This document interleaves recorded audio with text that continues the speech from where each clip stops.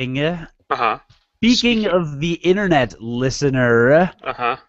welcome to Internet 74 of Unqualified Gamers, a podcast about video games hosted primarily by me and supplemented occasionally, but not always, by you, Jonathan Martin. You just called us the Internet What? Unqualified Gamers. What? You said Internet 74. No, I said episode 74.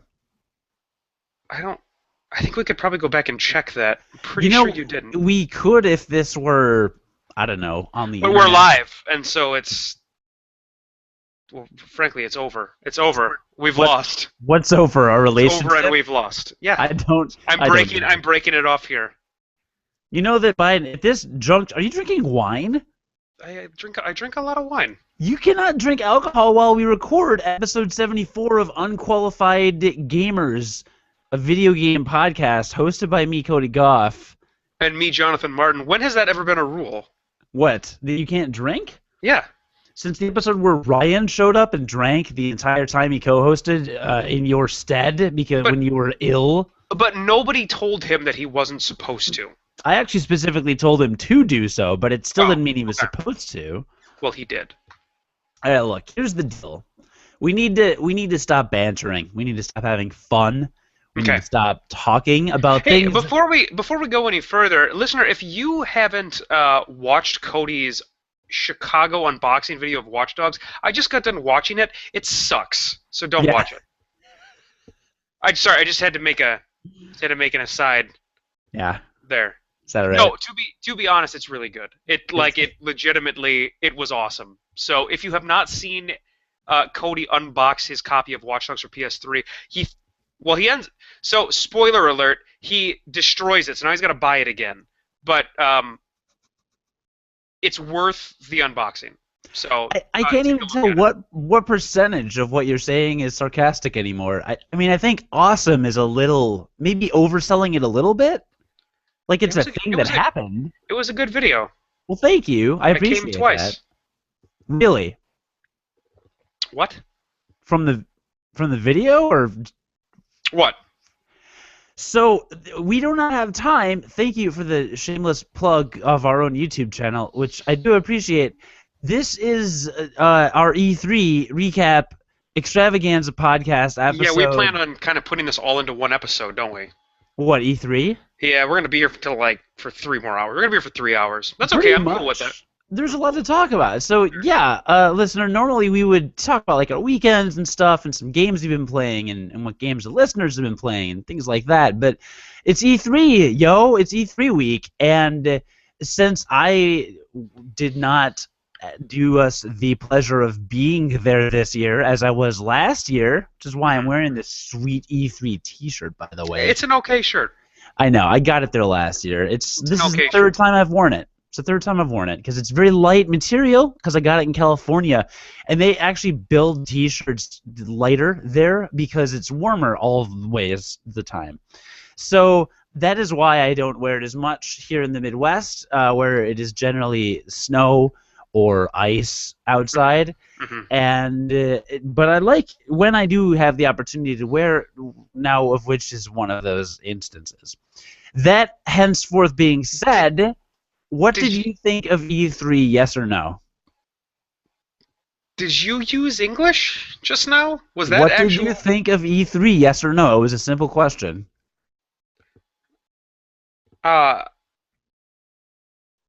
No. Well, wrong. So I did. Yes was the answer? Yeah, I did. I did think of E3, and I did so often and early. And I'm a little disappointed that you didn't as well, but that's what I would have come to expect from a subpar co-host who has never been to E3 before. You know, if I had been to E3, the answer might have been yes. Well, probably would have been, but you know, sorry about you. I don't even know how you want to talk about E3 because you're the one that like. Well, I think that probably what we should do is just go through the 3 press conferences. Like, if we're gonna do anything, we should just go through the 3 press conferences. Okay, right? let's start with who won. Let's start with who won the press conference. So, I'm going to say something arguably controversial, Oh boy. and that is, I think, I think Sony probably had the weakest of the press conferences, and I think like objectively you can say that. But I think that between Microsoft and Nintendo, I think they were pretty much on par in terms of their quality and kind of what they needed to and what they ended up doing. Really? Yeah. That being said, for me, Nintendo had more games that like I want to play, but Microsoft had just games, and it was awesome. Like they literally just did game after game after game after game, and then they had this like spot in the middle where they were just like, oh, and here's all these like indie titles where there's going to be 15 games. We're not going to tell you anything about any of them, but here's just like 15 more games that we're going to have, and then they went on to more games, right? Yeah. And we can talk about these more, and we will talk about these more as we go through each of the different press conferences. But I think that Microsoft really nailed it with appealing to their demographic. I think that Nintendo really nailed it with appealing to their demographic. I think that Sony had a lot of filler that probably wasn't necessary, but also had some great games that they showed. To be perfectly honest, I thought everybody had a really good press conference. I really did. I thought everybody had stuff that I wanted to play. It's just who had more stuff that I wanted to play, and then I wasn't going to be able to get on the PC. That was Nintendo. Sure. Okay. So, like, for me, for like my personal tastes, Nintendo was probably my winner. But I do not extrapolate my tastes to everybody. So, like, for instance, I don't like first-person shooters all that much. Xbox had like 6. So if you're a first-person shooter fan, that system is the one for you. You should probably go buy one right now. Because there's like 6 AAA first-person shooters in their press conference that are probably all going to be awesome if you like first-person shooters. So you should probably go get one of those. Yeah, your sentiment is pretty much exactly what I was going to say. Is that I was live tweeting quite a bit during Sony's press conference and during Nintendo's press conference, and lots of people, lots of gamers, really every year this happens, really like to say like who won, who had the best press conference, who had the best one, and I agree with you. I think each of the big three. I think if you look at it in terms of what were they trying to do with their press conference and did they succeed, I thought honestly all three did an exceptional job. Exactly. I thought that, Sony, especially Sony, because the first hour of that presser, people were loving it, like loving it. The games they showed off and all that stuff. And then they dipped into about 20 minutes of talking about peripherals and TV connectivity and other things like that, which turned a lot of people off a whole lot, but like they wanted to give that message. So I think Sony went into E3 saying, we want to get people really hyped about our games, some really cool stuff, and talk to them about maybe some additional features they'll like. So let's step back for a second, right? So I made a comment on our Google Plus, on one of our Google Plus posts, and I'll kind of echo it again here.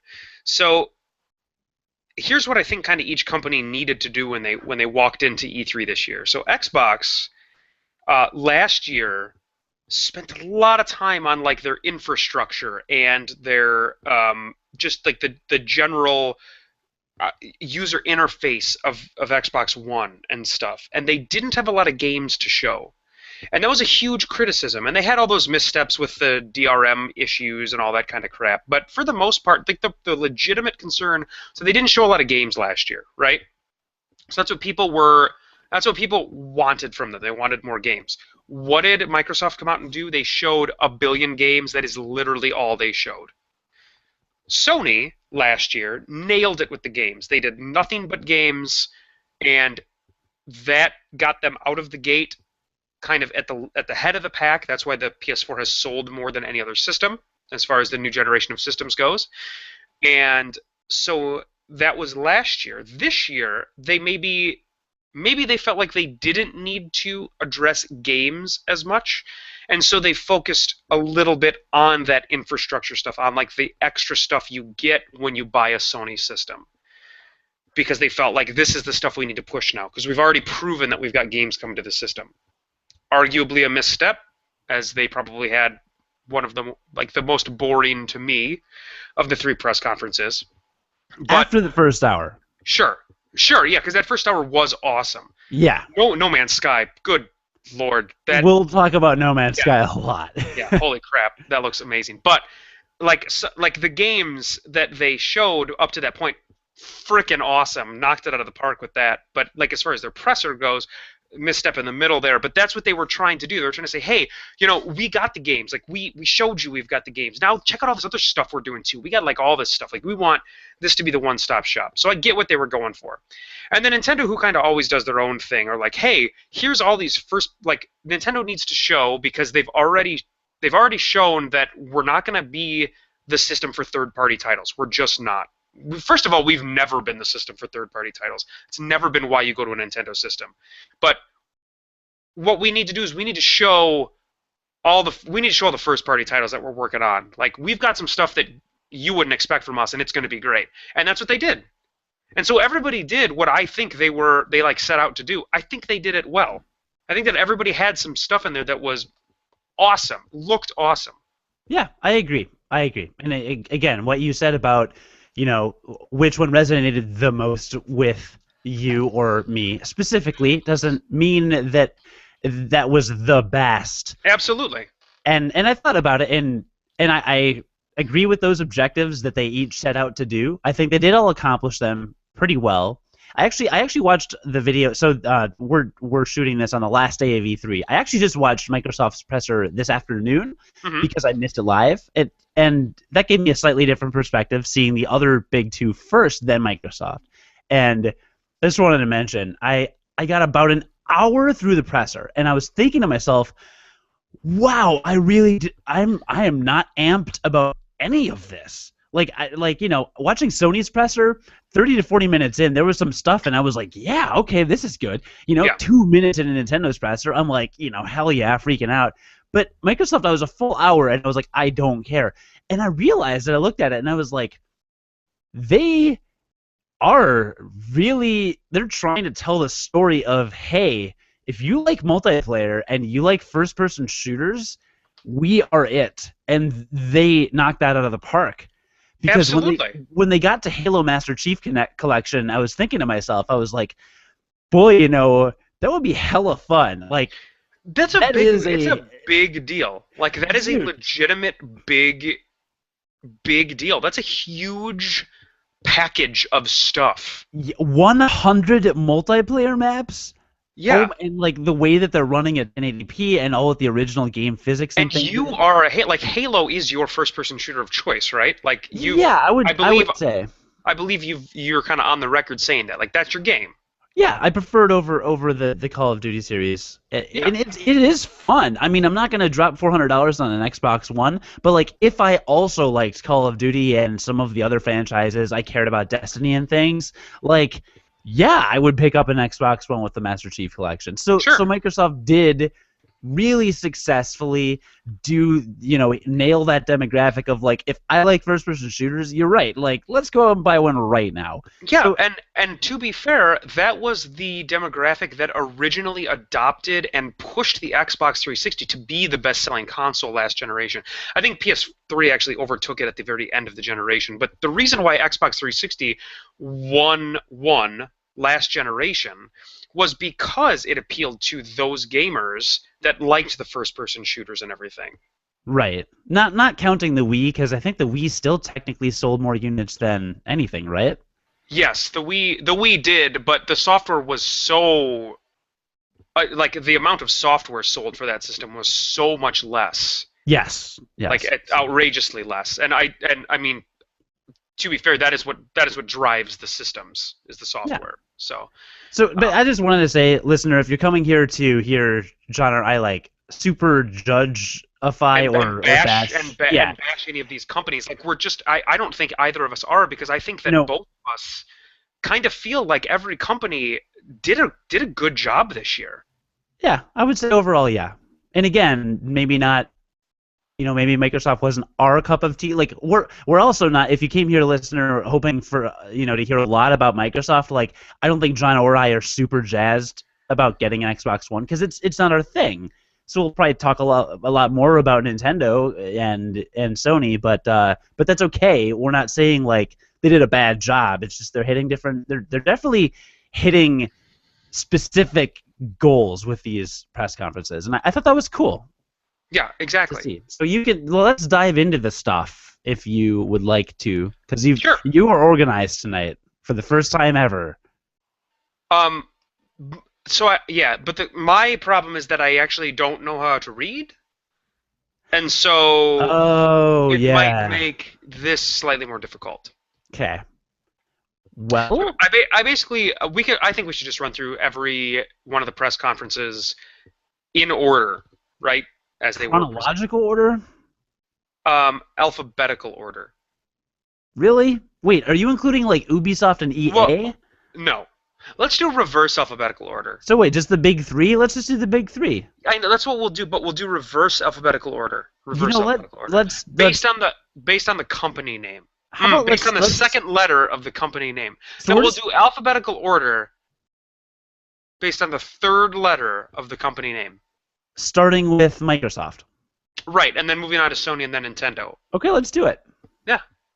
So after you, ladies first. So like I said, I think we should just run through everything that got announced. So Xbox announced that they're going to be the first system to have the DLC for the Call of Duty series, which Call of Duty is going to be on everything like it always is. They're going to have the DLC again. Not surprising. Sure, that's fine. They've always had the DLC first. Right, and so that's not surprising. Status quo, whatever. Like, if you're a Call of Duty fan, good for you, and you probably are coming to Call of Duty for the multiplayer. I think there are a decent percentage of people that actually come to it for the single player, but if you're a multiplayer fan, this is still the system to get it on, because you're going to get all that map stuff first. Agree? Agree. Great. I'm glad we agreed. Yeah, I got Modern Warfare 3 and did I get one after that? Anyway, yeah, you did. You just got Ghost, didn't you? And you played that a ton because you're because I could run it on my computer. Yeah, right, I remember that. I remember how much you talked about how much you liked it. Yeah. Yeah. No, I have Modern Warfare 3, and I've prestiged once in multiplayer, which means you get to the max level, and then you prestige, which gives you like an extra rank, but resets everything to level 1. And have never played single player ever once. So I put in like 100 some hours to multiplayer and literally never played single player once at all ever, like Black Ops or campaign or anything. I don't care. That is a multiplayer game to me. I don't care about the story. Okay, but there it is. There it is for you, Microsoft. Yeah. Adopters, and so there it is for you. You can get the map stuff first. Yeah. Though, to be fair, Call of Duty 4 Modern Warfare had an amazing campaign. That's all. Go ahead. Yeah, well, I think that some people would say that other Call of Duties have amazing campaigns as well. So, whatever. We won't get too into Call of Duty. Sure. Forza Horizon 2. So, from what I understand, Forza Horizon was like one of the best Forza games. It's an open world. It's like an open world racing game. It was like the first open world racing game. I'm talking out of my ass. I don't really know anything about racing games, but from what I've heard, from what I've read, Forza Horizon was like a specific departure from the traditional racing game, and people really liked it. So Forza Horizon 2 is actually a big deal for those Forza fans. Okay, and it's my understanding that the Lamborghini in that game is actually immune to slipping on banana peels. Is that right? I thought that was like a big deal in the series. So they announced Assassin's Creed. That was the first look we got of Assassin's Creed Unity. As an Assassin's Creed fan, I was incredibly excited by that. I love the idea of going through the campaign as a group of assassins. So if that is implemented well, and again, this is going to be on every system, so it being at the Xbox press conference isn't that big of a deal. But going through the campaign as a group of assassins, and if that was implemented well, would be amazing. And what they showed with like the large crowds and the multiple assassins moving through large crowds, because they showed this really long gameplay demo of assassinating. It takes place in the French Revolution, so it's as futuristic as they've gotten so far, and it is like there. It takes place in Paris. The city looks enormous from the other gameplay videos that I've seen of it. It looks gorgeous, and it it looks just packed with stuff. Like the city looks so dense with people on those new systems. It looked awesome. So I'm super excited about that. That being said, probably end up getting that on PC because that's what I've got, and I don't need to buy a system for it. But it looks awesome. Sure. Agreed. It looks great. The next game that they announced was a console exclusive that I also thought looked great, and that was the Fable Legends. Did you see the preview for that? Yeah, and I've never played a Fable game, so catch me up on this. Okay, so this is nothing like the original Fable game. So I've played Fable and Fable 2. Fable 2 was excellent. Fable 2 was okay. But they were always like an open world third person role playing game. Wait, did you just say Fable 2 was excellent? Fable 2 is okay? If I said that, that's not what I meant. What I meant to say was Fable 2 was excellent. Fable was okay. The original Fable was just okay. So if you've never played a Fable, the original Fable series, it's a third person role playing game. Like everything is done in engine, so there's no like cutscenes or anything. You kind of make a story for yourself. You can like get married and like you can have a family and have a house and stuff. It's interesting, and it's got a very English and quirky sense of humor. So it's kind of funny and fun. This game, Fable Legends, is from what I gather, nothing like that. So it's a 4-player game with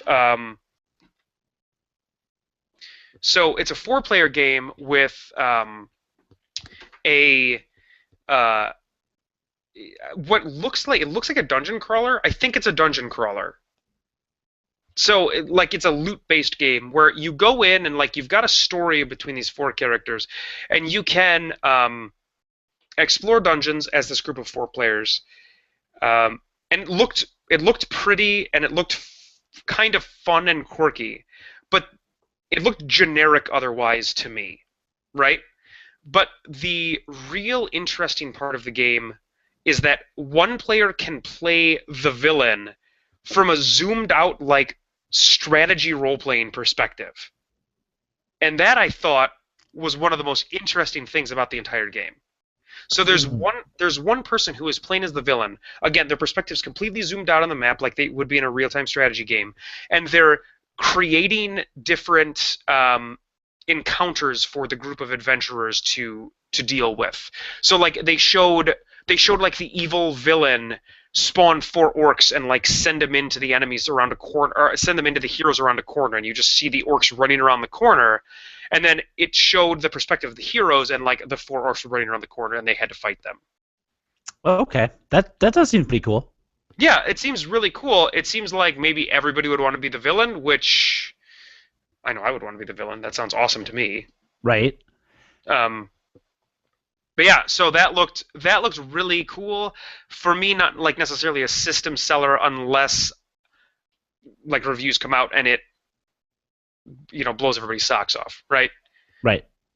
So that's pretty neat, I think. The next thing was a Capcom joint that cracked me up. It was a Dead Rising 3 add-on, but apparently you can buy it by itself. And it's Super Ultra Dead Rising 3 Arcade Remix Hyper Edition X Plus Alpha. That was pretty funny. Yeah, and it's basically a Dead Rising 3 mod that is just like a zombie beat-em-up, from what I understand, from what I gathered from the preview. 4-player, and the real gag is that you can play as like any Capcom character. So they've got everybody in it. So it's basically just the Dead Rising 3 engine around basically a new zombie brawler beat-em-up for any character in the Capcom universe. Could be really cool. If that's like a $15 or $20 game, I could totally see downloading that. And the real awesome part was that it was just out that day. Like it was out after the press conference. That was pretty cool. Now, is that an Xbox exclusive? It is. It is? Okay. And was now, Dead Rising 3, I believe, has been announced for the PC, but it's already had like 6 months to... Was it a launch title? I think it was a launch title. So it's already had about 8 months of exclusivity to the Xbox One. It will eventually come to the PC, though. Okay. So Halo the Master Chief Collection was like the next thing, and that is a big deal. And maybe you can talk about this because you are a Halo fan and you have a little more expertise in like this particular title in general than I Yeah, do. I mean, the idea is this comes with Halo 1, 2, 3, and 4. Right. And I watched an interview with some Microsoft people after the press conference, and they said, we talk about Halo, and we talked to a 15-year-old who's like, oh, yeah, I loved Halo 4. And when Halo Combat Evolved was released, the original, he was 5. Yeah, that was 2000, that was 2005 or 6, wasn't it? Yeah, the kid would have been 5. It's 10 years old. That is bananas. Right. So those people aren't familiar with these games, and when you're talking about mature-rated games especially, parenting preferences will vary, but many people aren't exposed to the option of playing Halo till they're 13 or 14. So there's a lot of people that haven't experienced. I've never played the original Halo, ever. I only played like half of the Halo 2 campaign because I was in college and I didn't really care. Like, I mean, you didn't have an original Xbox, right? Or did you have? I did, okay. But I was like this weird outlier that had an Xbox but not Halo for some weird reason. I don't know. I was the cool like hipster kid. I had Dead or Alive Extreme Beach Volleyball. That's all I needed. And I remember that.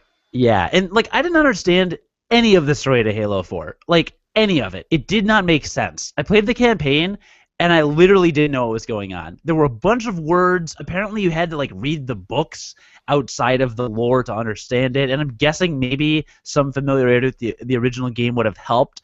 And from what it sounds like, they want Halo 5 to be even more involved and have like some more backstory and go deeper into actual character development and things that you wouldn't normally think of from a Halo game. And I think this is just going to help enable them to move more units of that eventually. But the multiplayer, the multiplayer community in the Halo series is very... Well, what this is, so we didn't even say what this is. It is Halos 1 through 4. I just said that. In the highest we never said that. Sure, we never said that. Nobody ever said that. Or in the highest definition possible. Right. 1080p, 60 frames a second. Right. And here's the thing. So what this is, it's Halos 1 through 4. So Halo players have always been very divided on what's the best. There are many people who claim that no multiplayer Halo has ever been as good as the original Halo, ever. And they'll like play Halo 2 and they're like, oh, Halo 1 was so much better. Same with Halo 2. A lot of Halo 3 players really didn't like Halo 3 because they didn't think it was as good as Halo 2. Like, they just tweak things. They twerk things, if you will. Mm-hmm. They twerk things. That's just very Miley Cyrus of you. That's good. Thank you. So that changes the experience so that Halo and Halo 2 and Halo 3 and even Halo 4 handle very, very differently. The mechanics are much different. The maps are much different. So for the Master Chief Collection, they suddenly are offering you all of these, and you're able to play these multiplayer maps with the original mechanics of the games. So I'm guessing you're just going to be able to hop into a lobby. From what I heard, the way that this is going to work is, depending on the map that is chosen, it will just divert to those mechanics of the game that map is from. Right. It'll give you the native mechanics. Right. Did I just say that? You didn't actually say it like I just said it. You really didn't. Okay, well, I kind of meant to-ish. But yeah, okay. Basically, and I don't know if that means that on any playlist you can get any map from any game. They're remaking some maps in HD. Like, they showed off Ascension, which is basically one of everyone's favorite. I mean, it's a really good map. It's a really, really good map.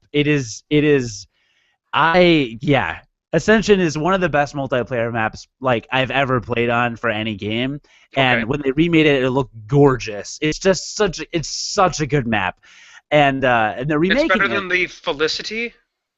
What's the Facility in GoldenEye was not a great multiplayer map. Really. It actually wasn't a great multiplayer map. It really was no. The best multiplayer map in GoldenEye was the. But the kind of the point is like this is a love letter to Halo fans, right? And it's it's a love letter to Halo fans, and it is an incredible amount of content in this package that they're going to be releasing. Yeah, if I like, so if I felt the way about Halo as I do about Smash Brothers, this might be a system seller for me Sure, for sure. And because for there's some that people, it will much. be a system seller. Yeah, Absolutely. In yeah, fact, I bet a lot of people that just love Halo that haven't bought an Xbox One yet will buy one just for this, just because they love Halo. yeah. There has to be And it comes with also like an hour and a half or 2 hour long movie, I think. There's like a Halo movie involved, I thought, for or like the some making of other. or something. No, like storyline stuff. Okay. I thought maybe I'm making that up, but it's solid. We can move on from Master Chief Collection, but it it's really smart. It's really smart. Yeah. Cool. There's going to be Halo 5. There's a beta coming out in December. They didn't really show anything of that. Um, they showed more Project Spark. They showed a couple of developers. Um, that looks like a very robust game making tool. So they showed like everything from board games that you could make on it to sports games to side scrollers. Like, did you see that little montage? Yeah, I did, but honestly, Sony and Nintendo also had montages like that. Right. But I'm just saying, like So that was something that Project Spark is a lot like I think what Sony wants Little Big Planet to be, because Little Big Planet is supposed to have that much robustness in terms of a game creation aspect. So that's like I think it's their kind of answer to that, and it looks like it could be pretty cool, but it looks like something that I would never get into because right, I don't want to be a content generator for these games. right. I don't have an interest in that. Um, the next game that they showed was something that they didn't show anything about, but it is almost a system seller to me just by the way that it looks, and that is Ori and the Blind Forest. Did you see the preview for that? I watched that trailer. I couldn't tell what was going on. I just knew it looked gorgeous. What Oh was my going God, on? it's beautiful. I have no idea, but it looks emotional. It looks like there's a very emotional aspect to it. You basically play as a little sprite. It's got this very cartoony visual style. It almost looks like a Miyazaki film. It's got, or at least not, maybe not like a film, but it's got like a character design that looks a lot like that. There's some evil big bad that's doing something to the forest that you're in, and you play this little small blue Navi looking sprite from Zelda, um, and you've got a friend who, from what I could tell, you are very attached to in the game, and they did a good job of showing your attachment to this friend of yours that looks like what's that guy's name from Spirited Away? Is it No Face? I have no I idea. think if so from the Miyazaki film No Face, that's what made me think of Miyazaki. From Spirited Away, it like your friend looks a lot like that, and just from the music and like the interaction between your sprite and this character made me like showed me emotional resonance between these two characters. I was like immediately engaged with this game. So this game looks awesome. It looks beautiful. I have no idea what it is, but it looks gorgeous. Yeah, that was the single player standout to me that wasn't. I guess that was all A Microsoft first-person really showed shooter. that wasn't like a gritty first person shooter, except for that silly first person shooter. Well, Which they also showed a montage. They did show Sunset Overdrive, which looks awesome. It looks awesome, but if you're into zombies, I don't care. It's well, it's not whatever. yeah, it's kind of zombies, but it's more an Insomniac game. We'll talk about that in a second. Um, it was the non first person shooter, like you said, single player game. It just looks awesome. It looks beautiful. So I'm totally in for this. I don't know. I don't even know what it is, and I want to play it. And that is what a teaser trailer like that's supposed to do. So good on them for putting that together.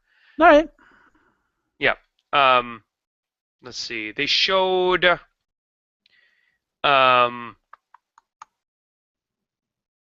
a game called Inside, which was a monochromatic game like Limbo from the Limbo studio. So I'm sure that'll be good, but I would imagine that's going to be on multiple platforms because Limbo was on multiple platforms. Yeah, I've still not yet played Limbo, though I do own it, and it looked very not like the happiest game. It's not happy. It's it's really good. It's really good. I know that. You liked Braid, right?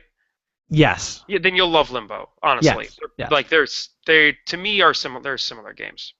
Yeah. Um, so that was revealed. The new Tomb Raider was revealed.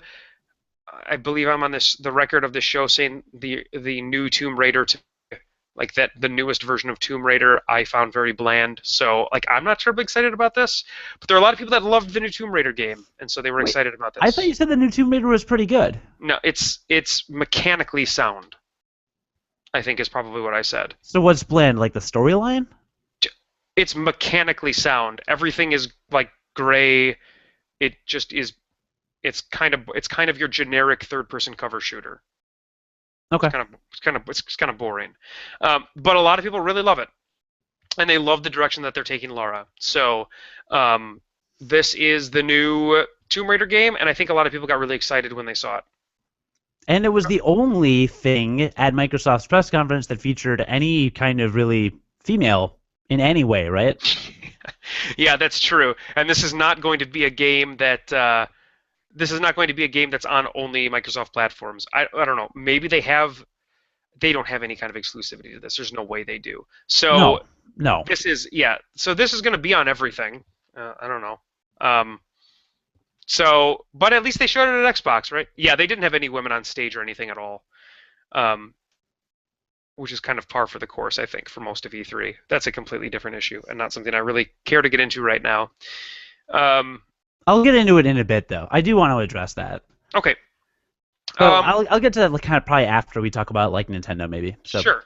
A couple of other things are some indie games that look great, but they didn't show like basically anything about them, and that's Threes is coming to Xbox One. Plague Inc. is coming to Xbox One. We've actually talked about both of those games, I think, on previous podcasts. Evolved and Cuphead. Cuphead got a huge amount of buzz. Yeah, that's the one in the style of like a 1920s cartoon. Yes. Yeah, that looks stylistically. It looks awesome, but there's nothing. There's basically there was nothing about it. I couldn't find like a lot of information about it. Stylistically, it looks phenomenal. Yeah. I would pick it up, but I'm guessing that'll also be multi-platform, right? Probably. That one I bet is going to be exclusive, actually. Really? I do. Yeah, I bet it is. It's such like a small indie thing. Yeah, I bet it's exclusive at least for a while. If anything, it's a timed exclusive. I would imagine. Now, obviously, I don't know anything, but I imagine that's probably a timed exclusive. But if you don't know anything about Cuphead, of those games I just mentioned, that is the standout. So go take a look at that. Yeah. There's an old Xbox game, an original Xbox game called Phantom Dust. I don't know anything about it, but the company that redid Killer Instinct is going to redo this game called Phantom Dust. Yeah, I watched the trailer. I don't care. Yep. I don't know. I don't know anything about it. Me neither. Don't know anything about it. Move on. The Division is a game that got a lot of buzz. That got shown at the Xbox presser, but that's going to be on every system as well because that's an Ubisoft joint. And it's basically a really gritty city with, I think, a lot of like technology corporation style. I think it might be a little like Deus Ex, but I don't really know. I don't know. Yeah, I don't really know about it. Not really my cup of tea, though, I don't think. And then Scalebound, which is going to be a platinum joint, which looks to be an Xbox exclusive, which they just basically showed this giant lizard-looking creature battling a giant dragon with a dude in the middle that got this awesome dragon armor in the middle of the fight. And all it was a CG trailer. There was no gameplay or anything. But it's a platinum joint, so I'm sure it's going to be awesome. Yeah, that looks pretty awesome. If it's an but did they say it? Most of these are exclusive? No, they just showed them as trailers. Yeah, it's you know Well, it's tough to know, right? I mean, it's tough to know if any of them are exclusive. Sure, but I guess you would think that if they were exclusive games, they would tell you. Because they would be proud of that and want you to get excited about buying the system. Right, and I think this is one thing Nintendo obviously did exceptionally well, where Microsoft and Sony really didn't, is like, you watch Nintendo's deal, every game was Nintendo. Well, yeah, Like, I mean, they were all being published by Nintendo, so of course they're exclusive. But I know that's standard MO for Nintendo. Yeah, and but I think that is a pretty substantial strength to see, like, here is a game. If you want to play it, you need to buy a Wii U, and it was crystal clear. None of these other, Microsoft and Sony, none of the games was it crystal clear, like, I need to buy your system to play this game. Well, I think if you don't know, then the chances are it's probably going to come to multiple systems. And I don't know about any of them. Like, there was one game I remember from Microsoft's presser where they're like only on Microsoft, and I think it was the that Insomniac Games shooter, the zombie one you were talking about. Yeah. Which I don't care about. Like, sure. I mean, whatever. But that's Sunset Overdrive. But yeah, it was frustrating to watch, Sony's and Microsoft's, because I still kind of want a next gen system. Like, I kind of want an Xbone or a PS4, and like, what exclusives do either of them have other than Master Chief Collection that I know, like, I have to go to you for this, like? Well, there's going to be games like Final Fantasy 15 that are only going to be on one of those two systems. They're not going to show up on the PC, and there are going to be games that companies will not make for the Wii U because they do not think of it as a powerful enough system. And I know that. And so for those games, even though they're not technically exclusive to any system, like, you and I are still going to need to buy either an Xbox One or a PS4 in order to play. Yeah, I understand that, but I don't know. I just feel like maybe the point of a press conference is to, like, really be like, hey, buy me. Sell your system. Not the other one, because... and then give me a reason, and then I'll do it. But sure. Both it was too muddy for me. I couldn't tell. So, and neither could you. We're sitting here talking like, I don't know if it's exclusive or not. Right. I don't know. And I don't know if Scalebound's exclusive. I don't know. There's a new Crackdown that's coming out at some point. I don't know. Now, Crackdown that will be a Microsoft exclusive, and absolutely. I've talked about Crackdown. I don't care at all about it. Oh, no, the first one, I played a couple times in my friend's dorm room in college, and it was awesome. And you're like, oh, this is a cool game. It came out as an Xbox Live games for gold game with gold. Right, the original did. The original free downloadable thing, like 6 to 8 months ago. Unplayable. Did not age well at all. I hated it. I played, maybe I plotted through roughly 2 hours of it and was just like, nothing about this is fun. I couldn't handle it. And again, 8 or 9 years ago, great. So if the new Crackdown is like really well done and modernized and all that stuff, and then make it playable again, it could be super fun. Right. So that was exciting. That was actually exciting to me. I was like, oh yeah, if I had an Xbox One, I would probably get this. And that's pretty much it for Xbox. All right, well, this is a great episode of Unqualified Gamers. Mm-hmm. We hope that you enjoyed our E3 wrap-up. Xbox obviously won because they were the only ones that we covered. So obviously, they won. Let's move on to Sony. So, any overall thoughts on Microsoft? Or I think they did a good job of just showing games. Like, they had it was like an 80-minute press conference, and they legitimately just went game after game after game after game. It was 90. And they just did games. Yeah, I didn't think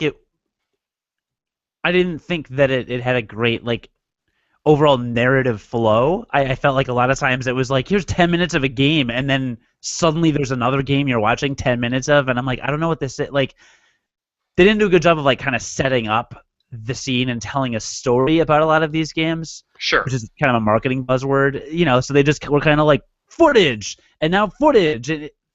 I don't know. I thought it was a little jarring, but overall, yeah, you're right. It showed a lot of games, and that's good, and good for them, and whatever. I don't plan press conferences. I'm not going to pretend to. It's whatever. I did notice the interesting, they had a couple, in the weird little, like, the like minute-long packages in the middle where I would ask a bunch of developers like, "What's the first game you fell in love with?" Or like, "Who's your favorite video game character?" And then they like did these weird little montages. I They thought that was they didn't flow at all with the content of the press conference. I thought they were very jarring. right. They were very jarring. And did you notice all the like Nintendo titles in there? No, actually. Yeah, one of the guys was like Insomniac or Platinum Games or something, and no, one of the guys on stage actually came out, started talking, and said his name. He was from either Platinum or I think he was from Platinum Games, and then it flashed and it said like hashtag my favorite character or my favorite something, and it was The Legend of Zelda: A Link to the Past. Well, they don't shy away from talking about other companies when they're talking to developers, though. They never have. Because Yeah, like but they acknowledge that like because it all started with Nintendo, and they acknowledge that. yeah, They've never been bashful about acknowledging that. So I know. that's not surprising I to just me. thought that in addition to the overall narrative of these weird little like things in there was kind of like I just thought like the content didn't match the games that they were then showing. It's pretty agreed. much what like my thought was. Yeah. So it was whatever. Yeah, but like I said, I watched it overall. I'm like, okay, yeah, that was a lot of games. That's good. Yeah, Good for you guys. And I thought some of the trailers went on way too long. It's like, do I need to watch you do a whole level of the new Call of Duty game? Like, really? that went on forever. I It agree. went on And forever. nobody really wanted to see that much of the new Call of Duty, did they? I don't know. Maybe they did. We're not Call of Duty fans. No, I don't. Even that, like, not in a. That's not the right setting. They had a whole weekend. You don't need to put it in the press con. I mean, I Right. guess that's when the most people are watching, but they could have had some kind of event later, but whatever. Yeah. So So Sony, later that night was Sony. Um, so they started with, I don't actually have the order here, but we'll just go through the things that were announced here. So they announced at the very end of the press conference, they announced the new Uncharted game, which is a Naughty Dog game. You love Naughty Dog. I don't have an affinity one way or the other with Naughty Dog. because you never played The Last of Us, which is one of the best games I've ever played. I did play the original Uncharted though, and And how did you like it? it was okay.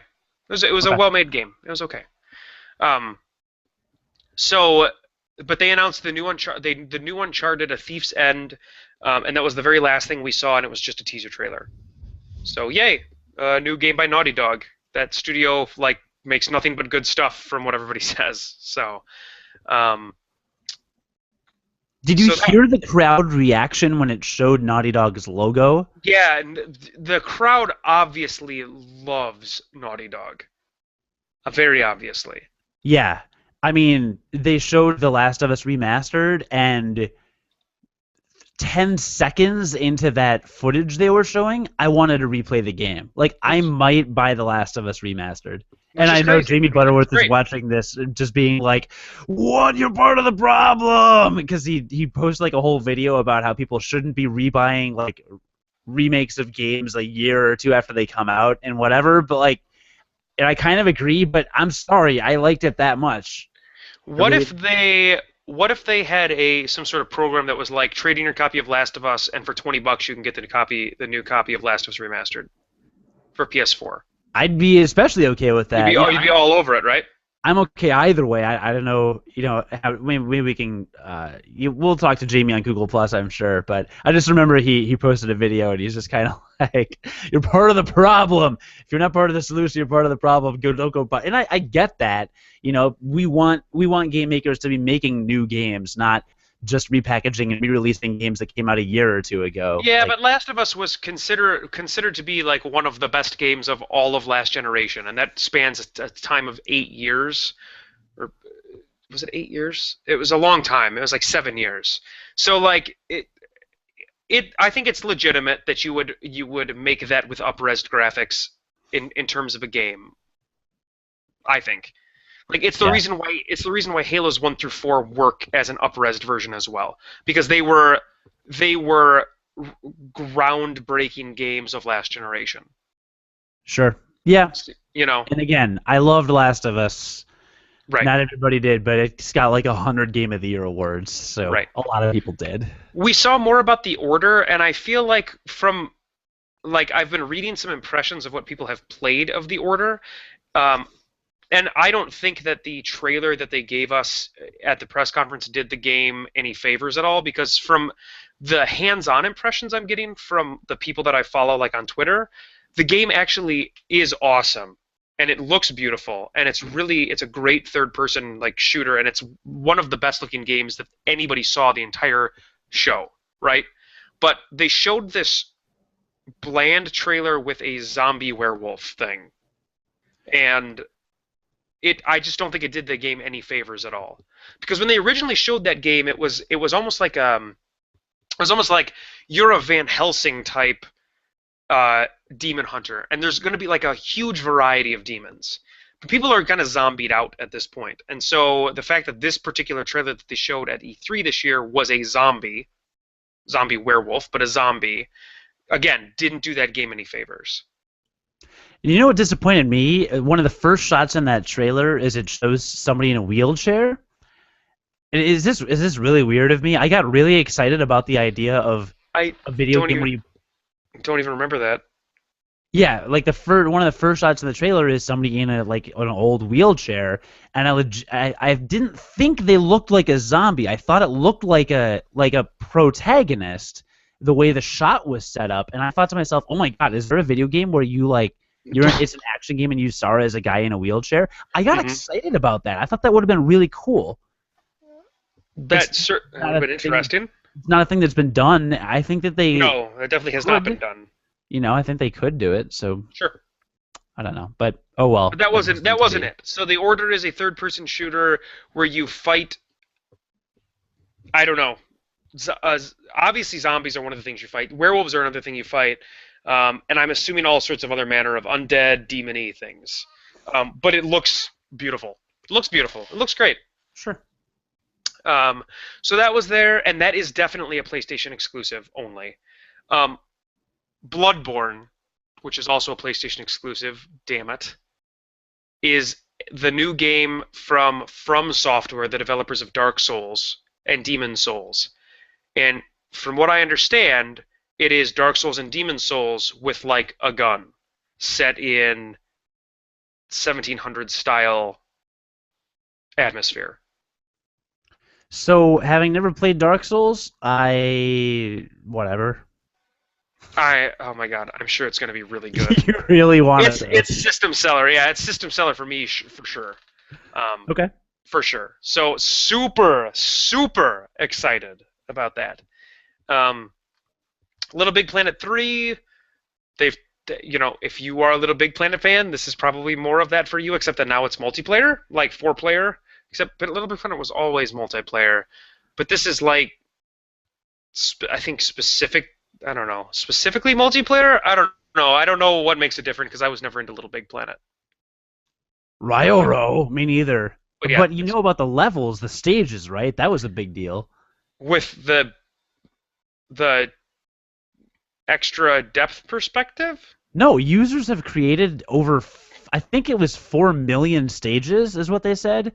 Okay. And all stages that have been made in the first 2 Little Big Planet games are going to be immediately available for download in Little Big Planet 3. That is ridiculous. Yeah, up-resed.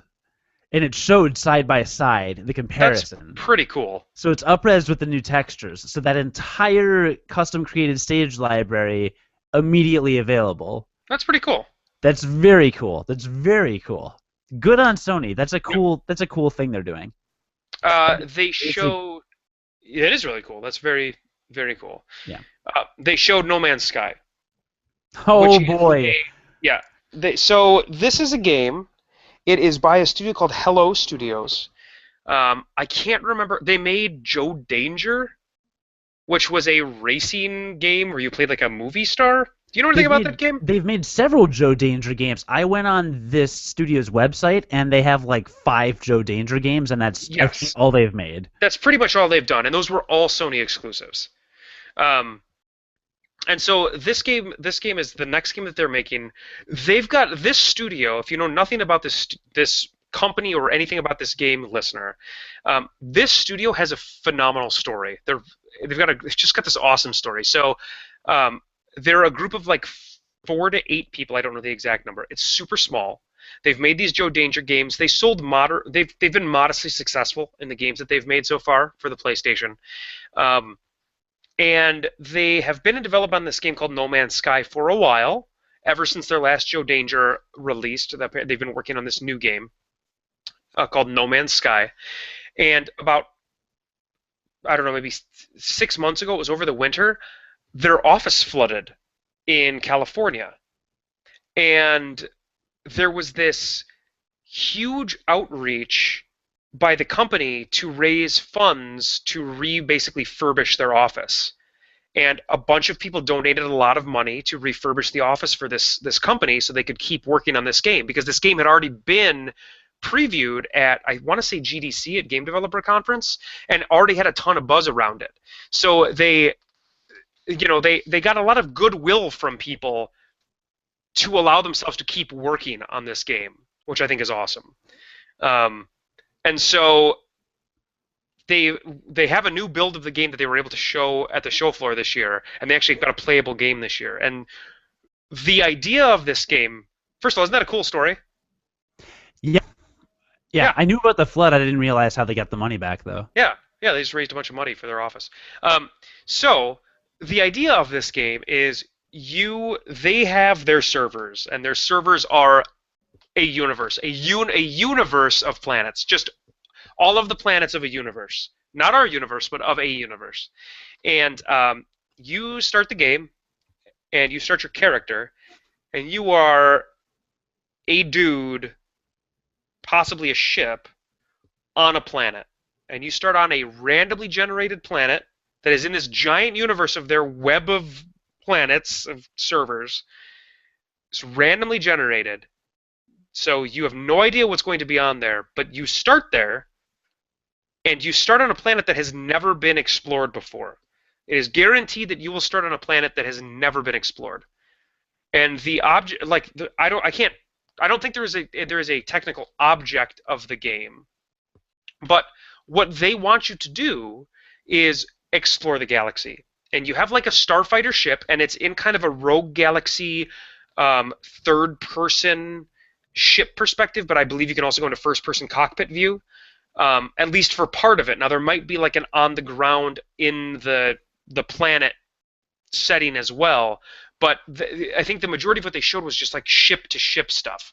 And you can go explore the universe. You can go onto planets, and you can like fly around in space, and then you can fly through the atmosphere of a planet if you find one, and you have no idea what's there, or you do have some idea what's there because another human player has explored that planet.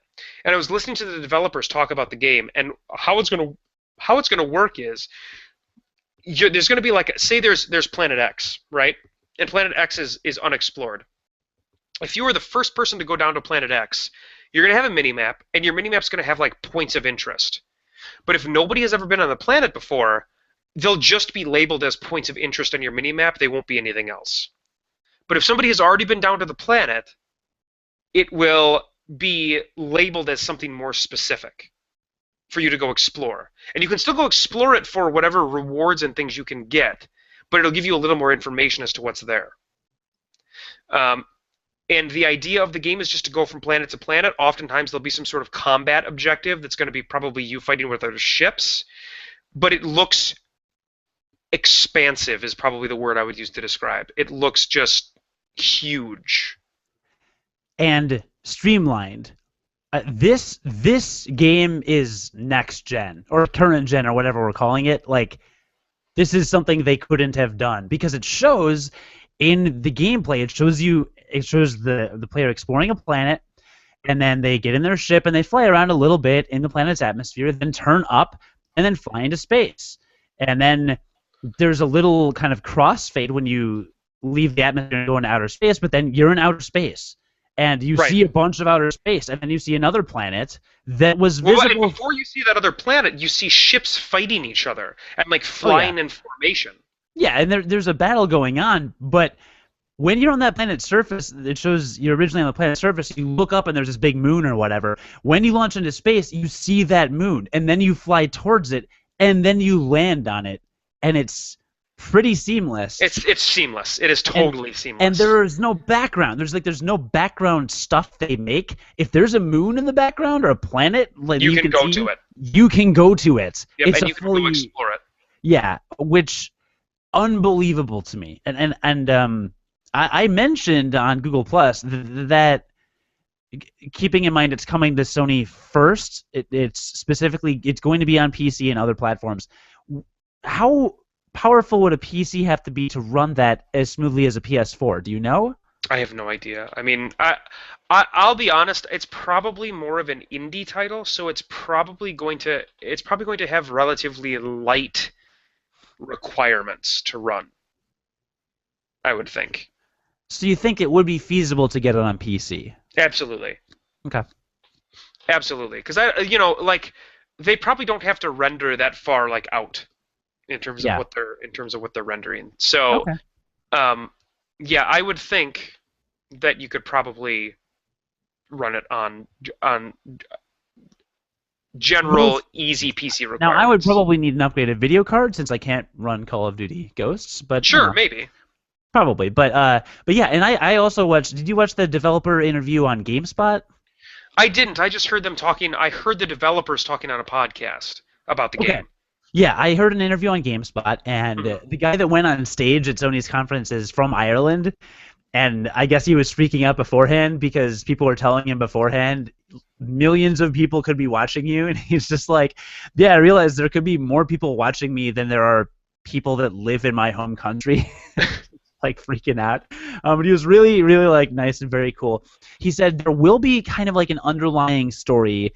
No, that was actually a nice genuine press conference. It was, you know what I mean? That was a genuine moment in their press conference. He seemed nervous, but he did a good job, and it didn't feel canned at all. Oh, he said he went off script. He said the teleprompters were on, and he said, I had some things planned, but these emotions all hit me, and I just started to thank people and things, and the teleprompter guys were freaking out. They're kind of is he skipping ahead? Is he back? So, trying to figure it out. Right, and it was a genuinely nice moment in the press conference. It was really cool. It was, they just, this, if they had said this is a PlayStation exclusive, it legitimately might have been a system seller for me. Not even kidding.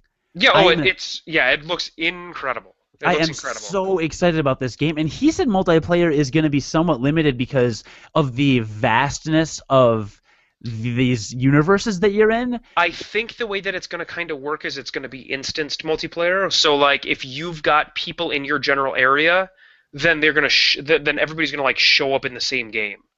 But otherwise, everybody's in kind of their own world.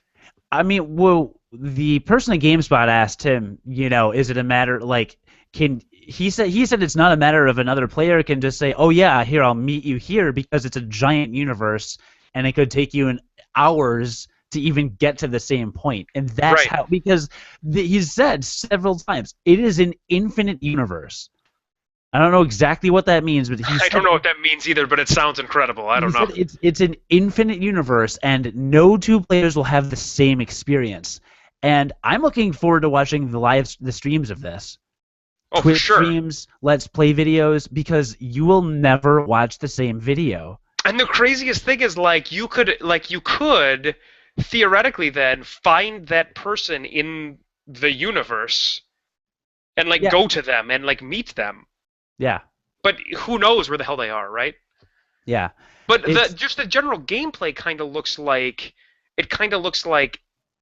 I said, Rogue Squadron. You on a ship. It looks great. Yeah. It looks beautiful. The way it is designed just blows my mind. And he said there will be an underlying main story. You start basically kind of at the edge of this universe, and there's kind of a main underlying thread that you go to the center of this universe, the most central location, and that's kind of the main thread he feels most players will gravitate towards. Yeah. But there's also a battle-based story where there is some kind of villain, but he wouldn't say anything about the villain or antagonistic figure, so it may not even be people. It could be a planet for all we know. Yeah.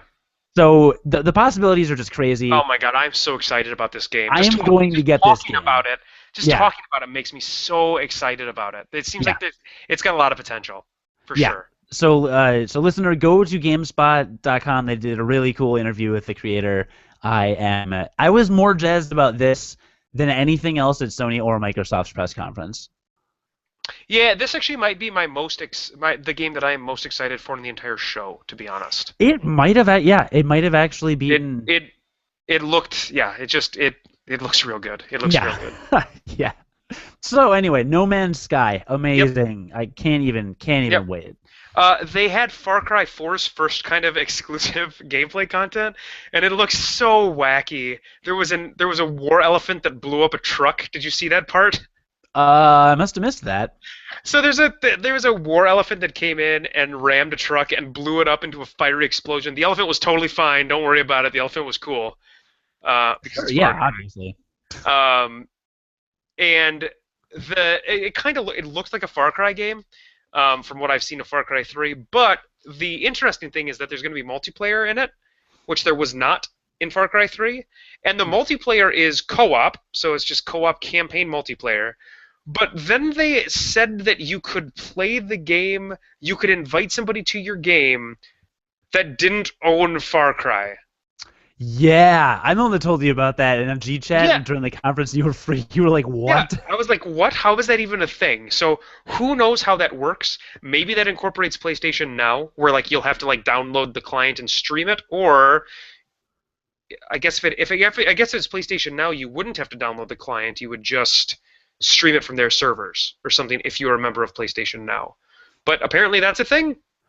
That was crazy. Yeah. So kind of an interesting thing. You might be able to play Far Cry 4 without owning Far Cry 4 if somebody just invites you to play Far Cry 4.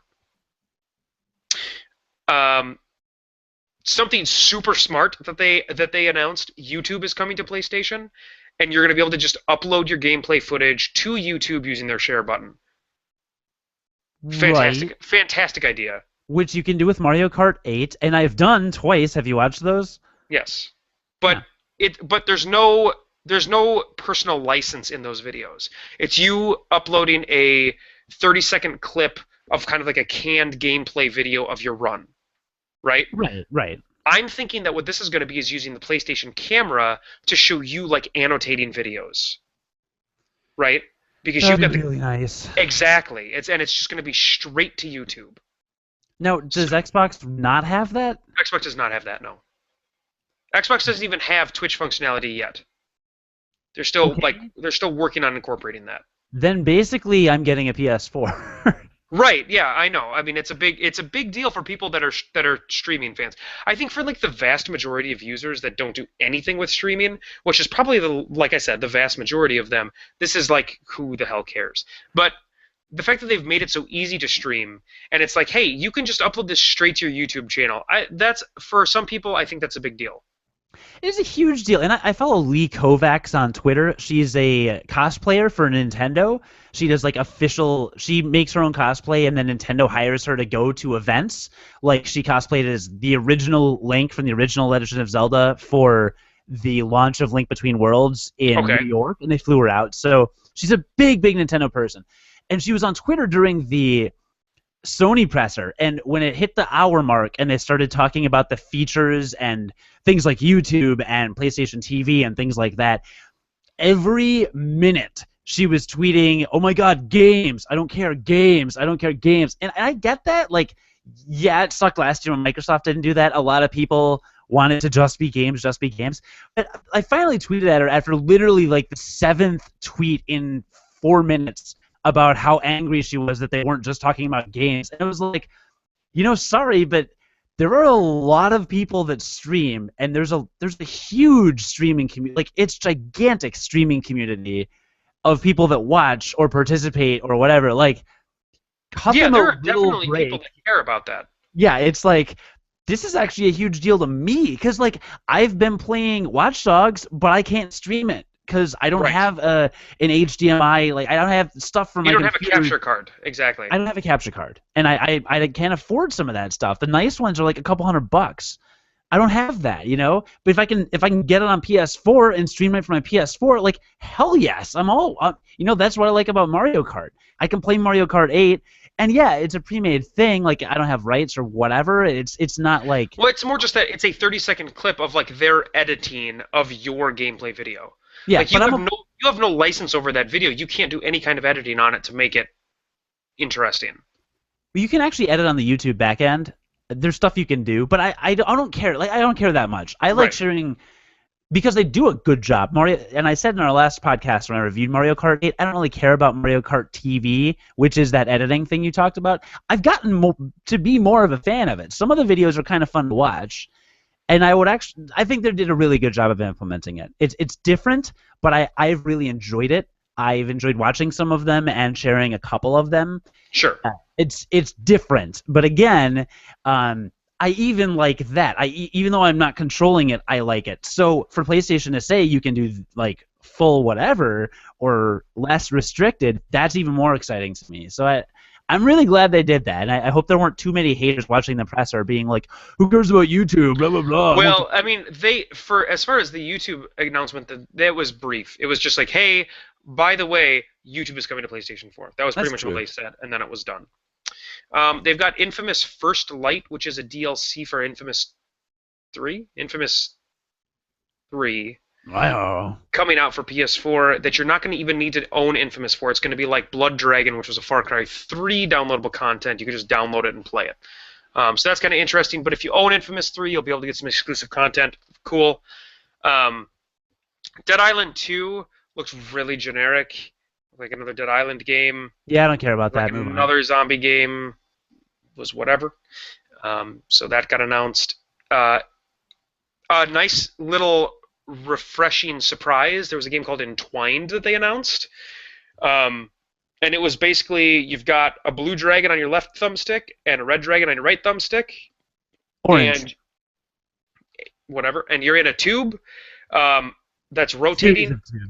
That's rotating, kind of like Descent, and you have to go through different colored barricades using these various colored dragons. So you have to like line them up and split your brain, and then you have to come together for certain barricades and stuff. And it looked really cool, and it looked pretty, and it had great music. And then they said, and it's out today. Which I love this. I love this trend of like, hey, we're going to show you this really cool thing, and by the way, you can go get it right now. Like, that's awesome. Yeah, I agree. I loved that. Yeah, so it looked great, and I don't know, it's cool. Was it a PlayStation exclusive, do you know? It is. It's exclusively to PlayStation Network. Cool. So good on them. If Entwined for like $10 or $20. Brand new, looks beautiful, and looks like it could be really fun gameplay, so go check that out. Last of Us Remastered, we already talked about that.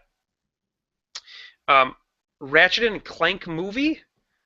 I don't know. I've never played really a lot of Ratchet and Clank, but they are the Insomniac, like that is their intellectual property of choice. So go check that out. I guess some people are into it. I did laugh because it's really good animation. Yeah, it looked like DreamWorks. I just laughed because Lee had just finished bitching on Twitter about how she wanted to see games, and then she like freaked out over the Ratchet and Clank movie. She's like, "Squee, Ratchet and Clank, blah blah blah." I'm like, okay, all right, that's good. Sure. She's great. Follow her on Facebook. She's got cool stuff. I'm not bashing her, but that. So anyway, Ratchet and Clank movie that's going to be like exclusive to the console. Battlefield Hardline is obviously multi-platform, but it's basically Cops and Robbers Battlefield. Now, neither of us are Battlefield players, but it's basically Cops and Robbers Battlefield, which is kind of a cool idea. And then the beta is going to be exclusive to PS4. So it's like, check it out first on PS4. That's how they got their exclusivity to it. Sure. Looks like a first-person shooter. Looks like a Battlefield game, only Cops and Robbers. I don't know, not for me. Probably going to be really fun for Battlefield players. Tetris Ultimate coming to PS Vita. Tetris? Yeah, and actually, people have said that the new Tetris is going to be awesome. What? Are you trolling me? No, they had the original. They had that Russian guy that made Tetris there at E3 this year to like debut it. Oh, I don't remember that. Yeah, it's like a big deal. Okay. All right. So that's a thing. Um, let's see what else. Devolver Digital is going to be releasing a bunch of indie games. They published a bunch of indie games for the PlayStation 4. If you remember, listener, back when the PlayStation 4 was announced last year, there was a huge montage of indie games that they showed, and it was like, hey, check out all these games, and like there was a huge portion of them that were being published by Devolver Digital for the PlayStation 4. So they are publishing a bunch of games, a bunch more indie games. So they showed a bunch of stuff that they're going to publish. They're games you've actually already heard of that are on Steam, most likely right now. And I was going to say, Sony's done a really great job. They had that huge montage of indie games that's coming out. And I mentioned this last year at when I went to E3 last year. Sony had, I mean, their booth was like gigantic, but they had just rows and rows and rows of PS4s, which hadn't even been released, running indie games. Like, they're very pro indie game. Right. There were as many indie games that are almost as AAA titles to demo. So Sony's like, they're doing good. They're doing a good job with that, which is smart, because look at Steam. Steam is all indie games, and they're printing money, you know? Right. That's all we do. We just sit around spending $1 on indie games all the time and playing a lot. All the time. I definitely buy a lot of them. So, right. And that is Sony. So that was basically all of Sony. Cool. And so, go ahead. I was gonna say, what did you think of PlayStation TV? Oh. And you know what else they showed? They showed they made a big deal, and they actually spent like 5 minutes on talking about free to play. That free to play was going to be a thing on Sony, and you know, I don't have a lot of free to play games that I have a lot of affinity for, but they are doing incredibly well in like the video game space right now. So for me, it's not that big of a deal, but I guess for some people, that could be a big thing. I think they're doing phenomenal in the free-to-play space. I did think it was funny they said, and when we say free-to-play, we mean free-to-play, and then it immediately cut to a trailer with an asterisk at the bottom that said some content only available for exactly. Right. I was like, really? Really? And that's kind of how free-to-play works. You literally just said it was completely free, and then had a little disclaimer saying it's not. Right. So whatever. And don't get me wrong, there are games that do free-to-play incredibly well. League of Legends, Dota 2. Like, there are games where there is no content that is hidden by money. Like, it is all there. It is just up to you to play the game to unlock it. And then there are games that do free-to-play not as well, in my opinion. Games like Candy Crush Saga, Farmville, stuff like that. Plants vs. Zombies 2. Plants vs. Zombies 2. You know what? Supposedly, I'm supposed to give that game another chance because it has come a long way. What? How? They basically, you know, all the basically the complaints that I had, they've basically changed a lot of it, and made it so that a lot of that stuff has been unlocked because they heard those complaints. So good. That is the remainder, from what I can tell, of the Sony press conference. And before we go further, I'm going to go get some water. Can you do that? I've been talking a lot. I think we can take a break. No, we're live. We're live. We can be live and take a break. You take a break. I will talk to the listener about something. You know what I'll do? I'll talk about what the listener played this weekend. You go take a break. Sounds good. Great. So, listener, every week we ask you, we're going to take a quick little mini break, even though I'm not done talking about Sony, because I totally have something to say about a PlayStation TV. But I will talk about what you played this weekend, because every week we say, hey, listener, what are you playing this weekend? What video games? What games are you getting into? And then that gives John and I a good idea of what you're playing, so that we can just keep playing the games we're interested in and really not pay any attention to what you're doing. Just kidding. No, but so we asked you last weekend what you're going to play this weekend. Let's see what you had to say. John says Mario Kart 8. Tobias says Mario Kart 8. GVGINU says Mario Kart 8. Maybe some Moon Chronicles too. I don't know what Moon Chronicles is. Chad said, finally finished Bravely Default on the Kirby Triple Deluxe. Good for you. And more Mario Kart 8. Matt says Mario Kart 8. Jay Fleming says Mario Kart 8, Transistor, Watch Dogs, and Child of Light. I'm playing Watch Dogs as well. I'm only a few hours into it. It's really fun so far. I like it. It's great. I've not heard of Transistor or Child of Light, but good for you, Jay. I know you've been playing a lot of Mario Kart 8 because there's a lot of just a lot of talk about it in general from our friends on Google+. Again, follow us on Google+, if, you know, you're not already. Jimmy Butterworth, still plenty of Mario Kart 8, and also Tomodachi Life. And so basically that's... Oh, that was such a witty joke. Oh. Actually, it says this post... Our post has 10 comments, and I just read 8, and all 8 of those people are playing Mario Kart 8. But the next... Oh, no, one more is. I'm sorry. So a lot of our fans playing Mario Kart 8. Miles says just got a PS4, so I'm going to be playing a ton of Watch Dogs and maybe some Hearthstone if possible. I'm playing Watch Dogs, and John plays Hearthstone literally every day for 11 hours and then talks about deck building all the time. So you two should be playing Hearthstone. I'm just kidding. I made out with John last night. It was great. That didn't happen. Christopher says Tekken 3 and Binding of Isaac. All right.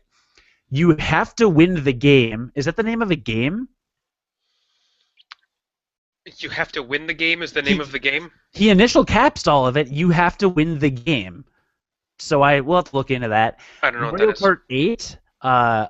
Again, another person playing Mario Kart 8. Trials, Fusion, and The Impossible Game. I have The Impossible Game. It's pretty fun. Have you played it? Is that the thing where it's like, now click on the red thing, and then like there's like a... It's like a red thing. Nope. But then... Not that. It's not that. But so literally all of our listeners, except for Miles, who just got a PS4, is playing Mario Kart 8. And I got to tell you, I did not expect to love Mario Kart 8 as much as I do. Like, I want to play it every day. So good job, Nintendo. Like, good job, Nintendo. Every night I want to come home and play that game. It's crazy. So anyway, that's what you've been playing this weekend. Thanks for letting us know. And go to unqualifiedgamers.com to follow us on various outlets and tell us more in the future. Now, for you, John, I hadn't finished talking about Sony, so thanks for walking away, you jerk. Okay, keep talking about Sony. I want to know what you think about water so bad. What do you know about What do you think of PlayStation TV? So it's kind of like, from what I gathered, it's just kind of Apple TV. They announced PlayStation TV where you'd be able to play your PlayStation games and your Vita, or your Vita games and your PlayStation. How does that work? No, you can play your PlayStation 4 on a second TV in your house now. Like it's basically Steam streaming. Yes. And this was another thing some people were bitching about, like, oh, this isn't, it's kind of useless or whatever.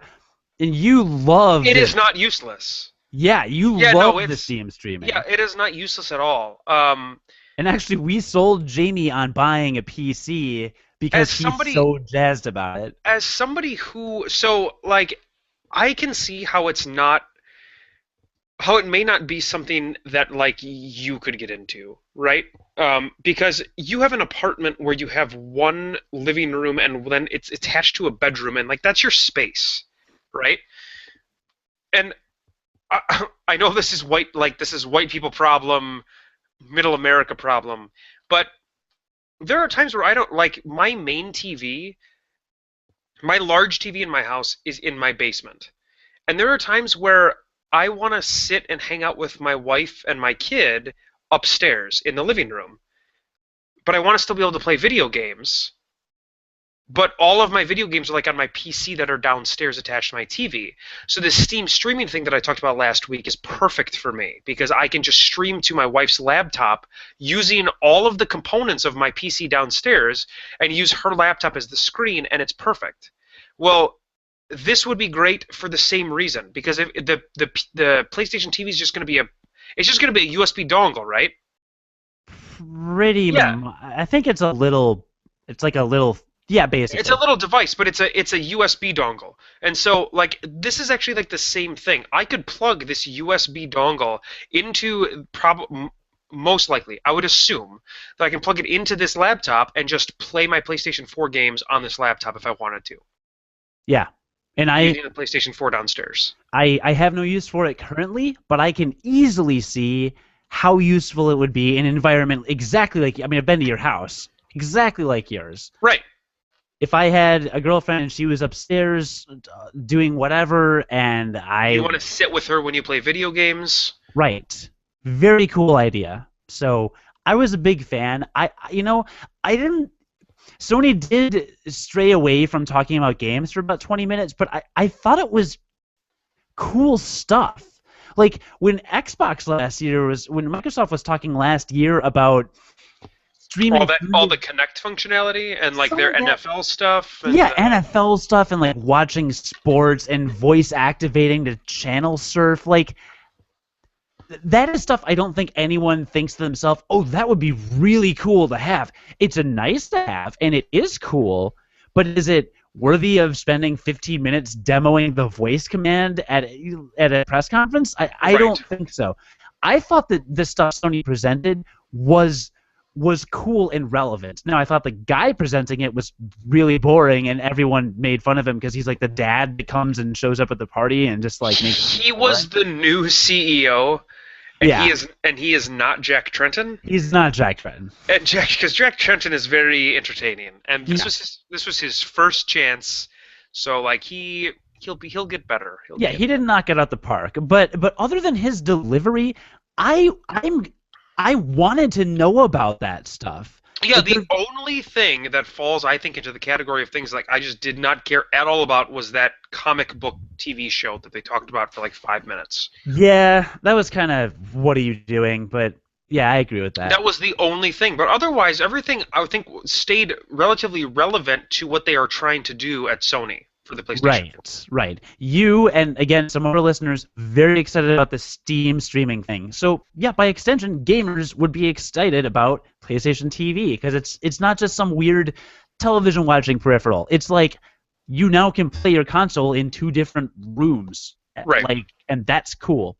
So I was okay with that. So, I didn't break bad on Sony as much as some other people did. And, again, I still think it had the same problem as Microsoft in terms of what do you need to buy my system to play? Obviously Little Big Planet. There's always a couple obvious ones, but there's a lot of gray area with other stuff, including No Man's Sky, which initially, like I said, if that was an exclusive, I would have been like, yes. But now it's coming to PS4 first, and now it's like, well, before we talk about Nintendo, to address what you're talking about right here, the interesting thing is that like we're in a spot with the way video games are now that we were not in at the start of the last generation. And that spot is that PC gaming is a legitimate place to get most of your games now. When the Xbox and the PS3 came out, when the Xbox 360 and the PS3 came out, third-party publishers were not releasing their games to the PC. Their big budget titles were all on those 2 consoles. That's true. But now you can set yourself up, give yourself a beefy PC, and you can have 80 to 90% of the games that are released for these consoles onto that big beefy PC that you've got. Yeah. And I know that like for me, my PC is future-proof at the moment. I'll be able to run games for years still at the highest setting, if not high, on the setting. And so like the only thing that is going to get me to buy a PS4 or an Xbox One is to show me a game that is going to come to either one of those systems and not come to the PC that I have to have. Right? Because the PC has so legitimized now. Mm-hmm. So we're in a much different spot. It's a very interesting place now. It's true. And That said, there are the games that you know won't come onto PC that will need either a PS4 and Xbox One for. And for me, that's Metal Gear Solid 5, Final Fantasy 15, and Final Fantasy Type O. Yeah, and actually Destiny is not coming to PC. That is only coming to consoles. And that's fine. And Destiny is not a game that I have to have, but for a lot of people it will be. Yes.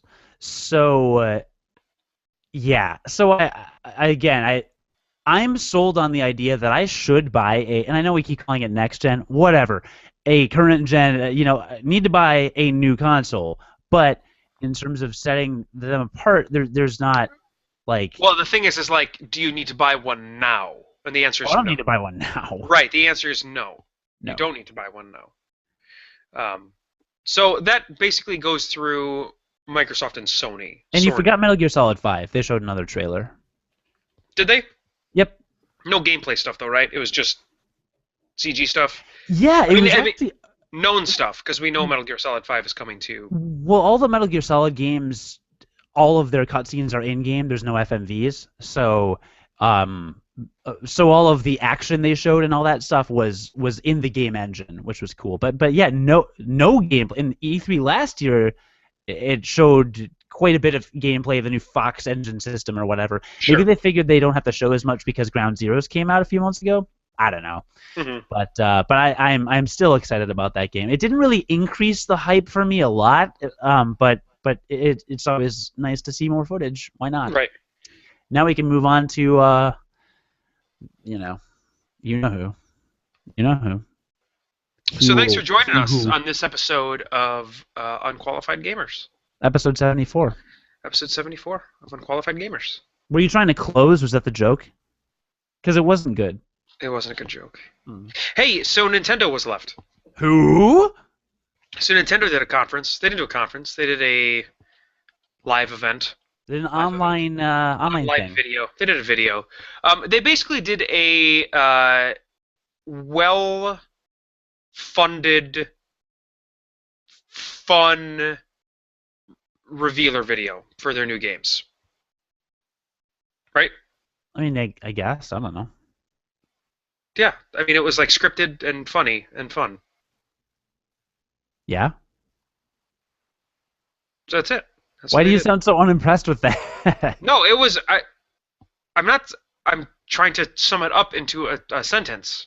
Yeah, it was... They did in 45 minutes what it took Microsoft 90 minutes to do and Sony 110 minutes to do, which was get people hyped about their system and get the message across. I liked that Nintendo was very concise in their presentation. They were. They had less to show, which is fine. But yes, what they did show was great. Really good. Yeah. You want to go through the games? Sure. So they started with Super Smash Brothers, and they showed Mii's, which is a big deal, I think, for Super Smash Brothers. Basically, what they showed was a very light character creation system where you can mix and match some moves and have a relatively large number of combinations then for characters using your own Mii. Pretty cool. Very cool. Yeah. So I mean, I'm going to be less inclined. You are going to buy that game regardless. I'm going to get that game anyway, but I'm going to be less inclined to create my own character than I will be to like play as. I totally agree. I would rather play as the Nintendo. I've never wanted to be myself in a Super Smash Bros. Game. I've always loved playing as all the different Nintendo property characters. Right, and Pac-Man. Sure. So Pac-Man got revealed later on in the show. We're gonna end the podcast talking about Smash Brothers because I spent 2 hours watching the first ever Smash Brothers 4 tournament, and we need to talk about that. Yeah, I saw that too. Then they talked about Amiibo. Amiibo.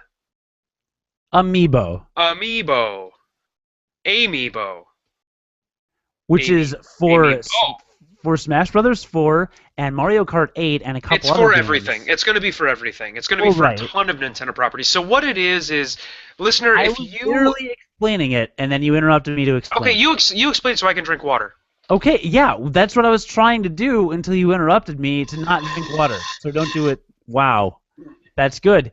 Uh, it it's little figurines you have, and you put them against your. Okay, all right. I'll just, why don't you explain it, John? I don't actually know what it is. It's little figurines you get. You put it up against your Wii U gamepad or Nintendo 3DS, and it scans something and puts a character in the game. This is going to be used for extra features, uh, unlockable content in certain games, and it's a way for Nintendo to make more money and have some cool figures. I will probably buy some. They talked about how you can train, like if you have an amiibo of a little Mario figurine, you can put it against your Wii U gamepad and fight against it and train with it, and then it becomes stronger and stronger. So then you can bring it to a friend's place and grab that Mario amiibo and put it on the pad, and then it's more powerful than the other person's or whatever. So it's going to have some interesting metagaming um, repercussions, I think. Uh, you know, Again, it's going to make more money for them. I don't think they're going to make it in like a necessity to buy a lot of these. I'm guessing, but I don't mind it as an additional microtransaction, I guess. So I'll talk about this from my perspective here. As a dad of an infant, I am both incredibly excited and horribly terrified of the idea of near field communication stuff. So this is going to be using Nintendo's near field communication. Like Cody said, it's going to be like placing this next to your Wii U gamepad. You might not know this, but your Wii U and your 3DS, if you've got it, both have this functionality in them. They just haven't used it for anything. But it is going to be able to sense some sort of computer chip in these figures, and it'll be able to port the data in this computer chip into your game. The data can then be used to play a game, to have this character in the game is their idea, and then be retransferred back onto the computer chip in the figurine. That figurine can then be transported somewhere else, say to a friend's house, and you can then download that data into their Wii U, play with it, and then re-upload it into your computer-chipped figurine. Not to mention, these figurines are also figurines. They're cool looking. Like, they're what a kid would want to collect. Like, I want to collect action figures. I think I literally just said everything you just said. Yeah, I said it more eloquently, though, and in the idea that it's targeted at kids, right? Well, you're targeted at kids. So like I'm excited because this will be a great way to introduce like action figures to my son. But it is what Skylanders and Disney Infinity have already done. So this is a known quantity. Like this is known how to do this well. So Nintendo already has a blueprint for how to do this well. And all they need to do is actually do what's already been done and then add some functionality because they have so much recognition with their first-party characters that they're going to sell themselves, just like Disney's products sell themselves, right? Yeah.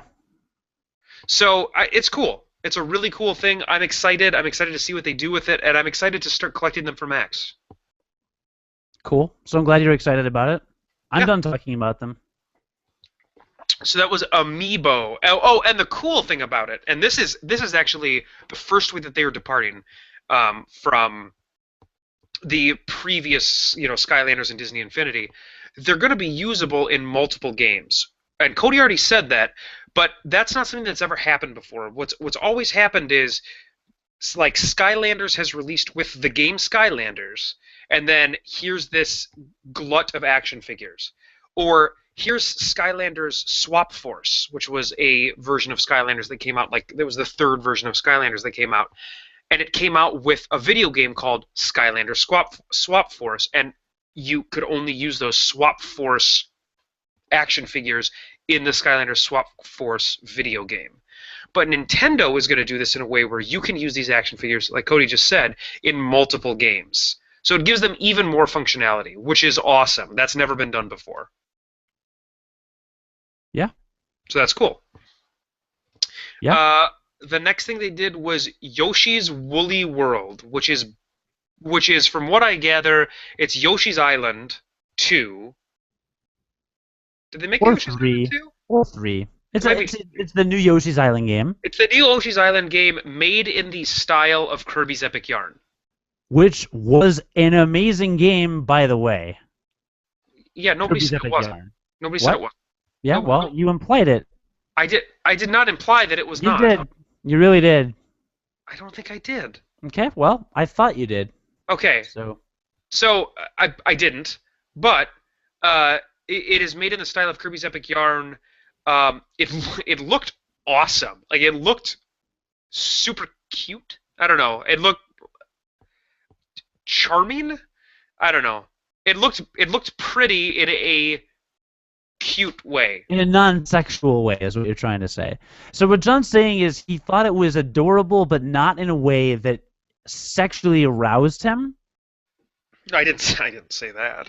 Well, I mean, he probably was anyway, because, I mean, we're podcasting. Am I Right. right? I mean, my pants came off when we started talking about Nintendo. Actually, my pants came off when we started talking about No Man's Sky. So I'm de-pantsed. You've been depantsed for a while. That's true. That's true. Yep. So yeah, I'm excited about the Yoshi game. That's really all there is to say about it.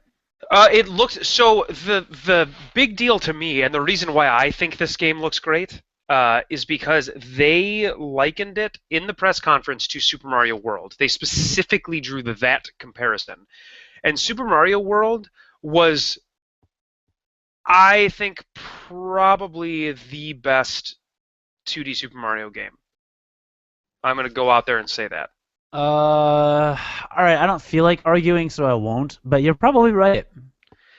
Yeah, I mean, I think you could make the case for Super Mario Brothers 3, and I wouldn't argue with you. But for me, Super Mario World was the best 2D Super Mario game. And so the fact that they have specifically made the comparison that this is going to be like that game makes me incredibly excited because they talked all about how there aren't time limits and it's all about the exploration of the level. And if you remember in Super Mario World, it was all about like finding the key door and then finding the key for that key door. And you might have to do this really weird Yoshi jump and ditch your Yoshi in order to get to the key door and make it work and stuff. And it was just awesome. Yeah. And this game is going to be like that, so I'm really pumped. I will buy it. Yep. So that looked great and had that awesome Nintendo creature design and everything, so that looks great. Captain Toad's Treasure Tracker. So if you've played New Super Mario World 3D U, Super Mario Brothers, the new Super Mario Brothers World 3D U, Super Mario 3D World. U, New Super Mario Brothers. Mm-hmm. Right. If you've played that one, there is a mini game in I don't know, maybe 4 different worlds. There might be 4 levels total that are Captain Toad, and he's an archaeologist that's digging for buried treasure. The treasure he's always digging for are superstars, and so the mini game in New Super Mario Bros. 3D World, New Super Mario Bros. The New Super Mario Bros. 3D World is probably the best. To me, it was my favorite mini game of all of them because it was all like they made a very specific type of game where you had to change the perspective, to change the camera and rotate it around in a 360 environment to make it so you could see different paths that were available for Toad to walk, and it was almost like a big puzzle, right? Just a big like walking puzzle. Yeah, they were all puzzles. They're 3D puzzles. Right, and so now they've announced an entire game based on that because they probably got a lot of feedback that said, "Hey, we really like this thing." I am slightly concerned. I could see a game that was entirely this getting a little stale. The reason why the Toad levels in New Super Mario Bros. 3D World U, New Super Mario Bros. U, love the New Super Mario Bros. U 3D World. The reason why they were so good was because they punctuated other stuff. So I don't think I personally want a game of just this. But the gameplay trailer made it look like some they were different stuff. It definitely yeah, and I mean I trust Nintendo to keep it fresh. I don't trust if Nintendo is something it's not boring. Very rarely do they make a boring game. Yeah. I'm excited, especially if it's a $15 or $20 DLC. I will And totally that pick it is up. exactly what I was thinking. So that was actually the next thing I was going to say. If this is if that is what this is, if this is just a Captain Toad game, okay, but then don't charge me $60 for it. Like that'll make me a little peeved. I might pay 60, but I don't think it's gonna be that. Like I don't think so either, and I don't think it should be. if they build it out enough to be $60, I think they will probably make it worth it. Like they'll probably have a lot of features we don't know anything about. But Right. I'm guessing they're just gonna stick to several different kinds of puzzles, and it'll be a $20 DLC, and I'm totally fine with that. And I totally am too. $20 DLC I think is a great idea. I would totally be all over that. Yeah, So and a lot of people complain about like I saw some people on Facebook, oh, Captain Toad doesn't need his own game, blah blah blah. But like if you haven't played the mini games in Mario 3D World, they are really fun. They are very they very are fun. really fun, but the reason why they're really fun is because they are brief and they don't overstay their welcome. No, you're wrong though.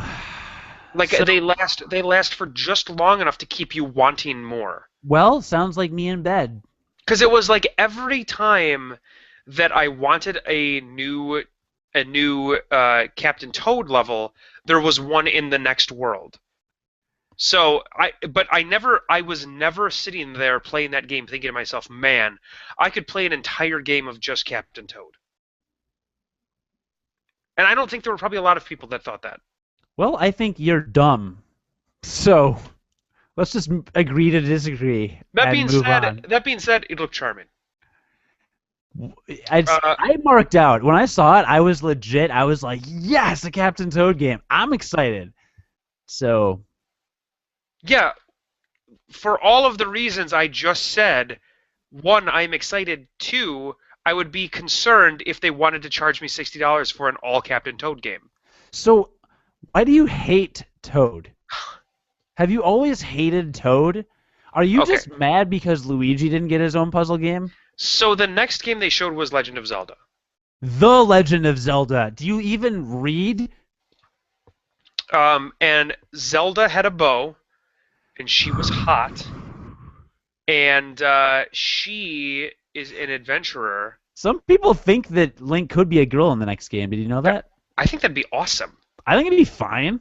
I think it'd be That way, badass. I wouldn't have to feel bad about masturbating to Zelda the whole game. To Link the whole game. You That's what I masturbate to said. Link the whole game. It doesn't look either way. I'm getting things done. Okay, You do get it done. like a champ. So they showed the new Legend of Zelda, and there was no gameplay. It was all CG. Looks beautiful as you would expect it to. I would want it to be beautiful now that we're finally on the next gen systems.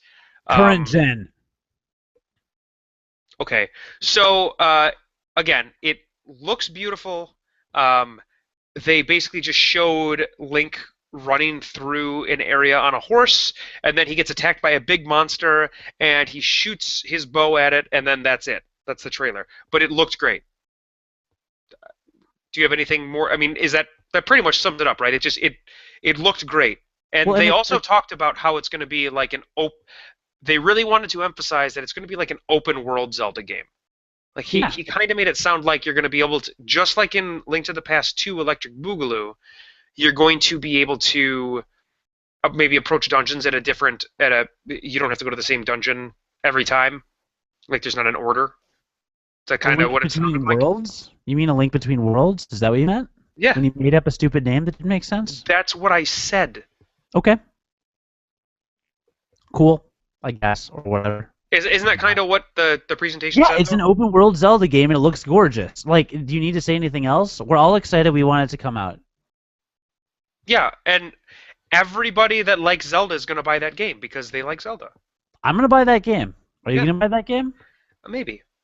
Okay. Well, Um, then they showed Pokemon Omega Ruby and Alpha Sapphire, and they look exactly like X and Y. The interesting thing about Pokemon is that like X and Y had all these features that they didn't talk about when it finally got released. That had all these features that like they didn't talk about, like that pedometer thing. the Pokemon Ami thing.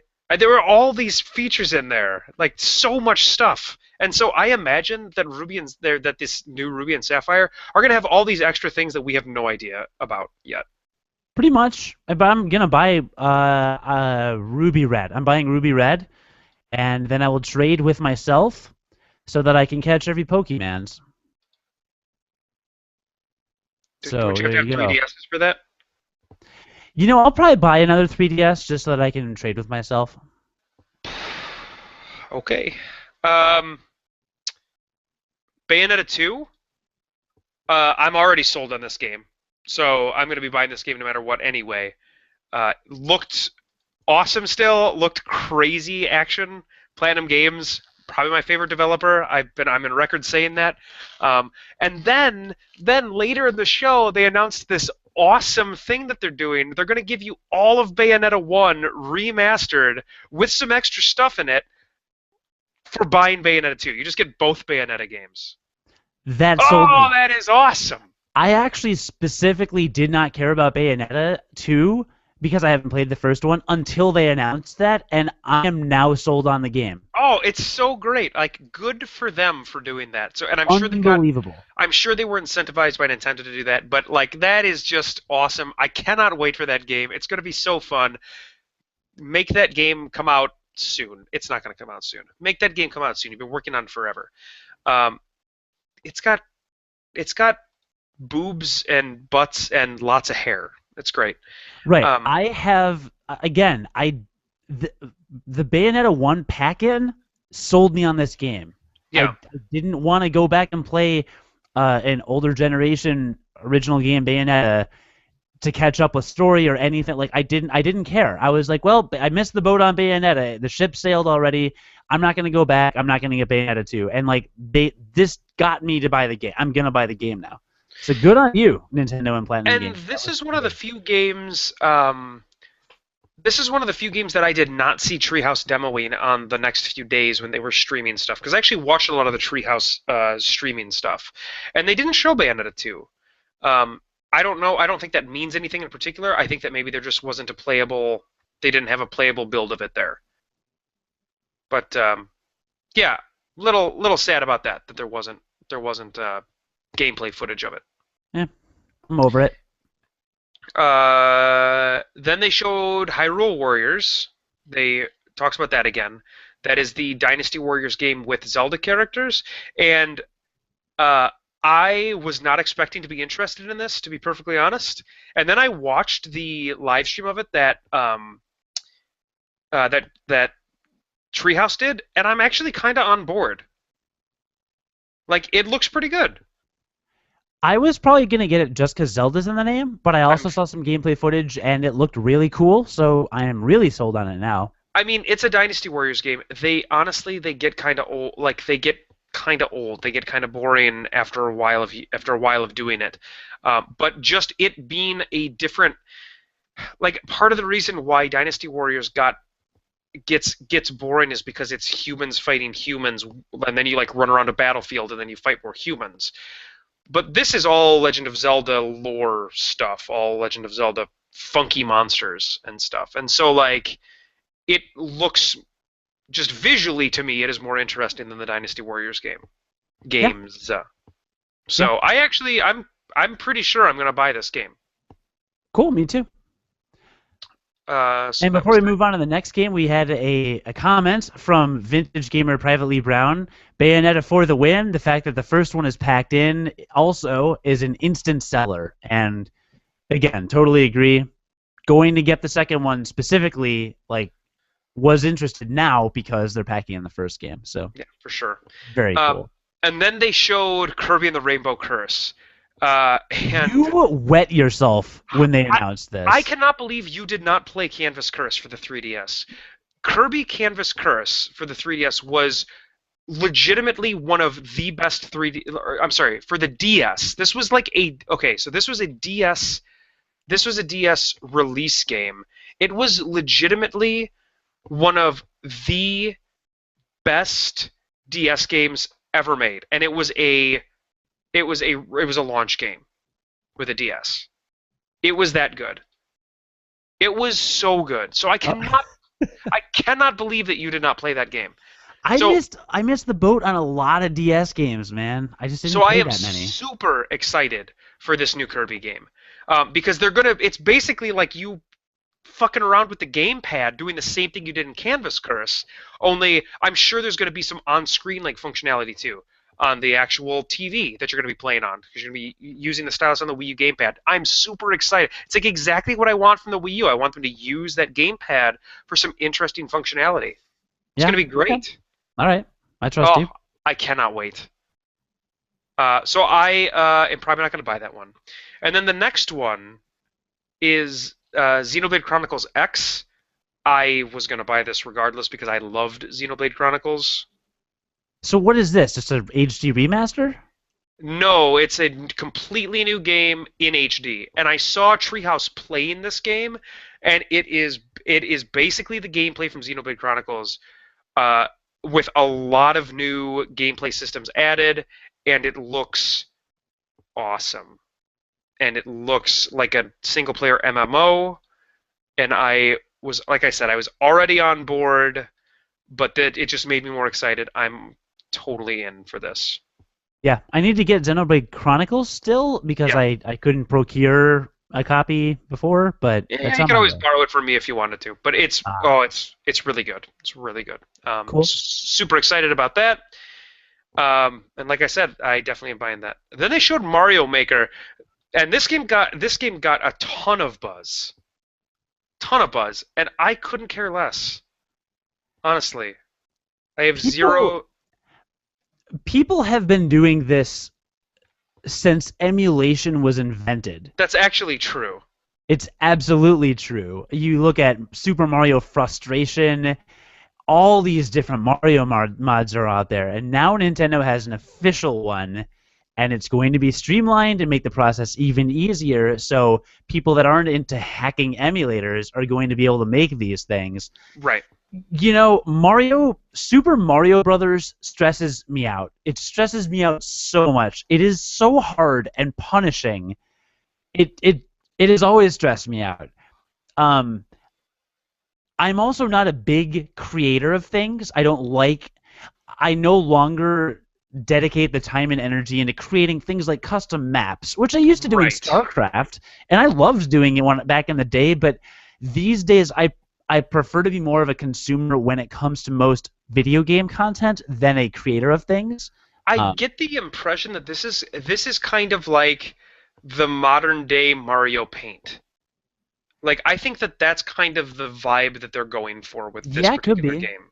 And that's the thing. I'm even having said all that, I might be interested in buying it to play some of the custom stages, or I'm just gonna want to watch a lot of it on Let's Play channels because I'll gladly watch people play through really Yeah, fun custom levels. Like this is the kind of thing I would like to watch. I would definitely spectate some cool custom Mario stuff. I definitely see that a little more for me because like I Yeah. am not the kind of guy that's going to go and make a bunch of levels and then want to play those levels and everything. Like that's just not it's not the way I consume video games at all. Right. I think it's a very cool idea. I think I will enjoy some things about it. I don't know yet if I'll want to buy it, but I am.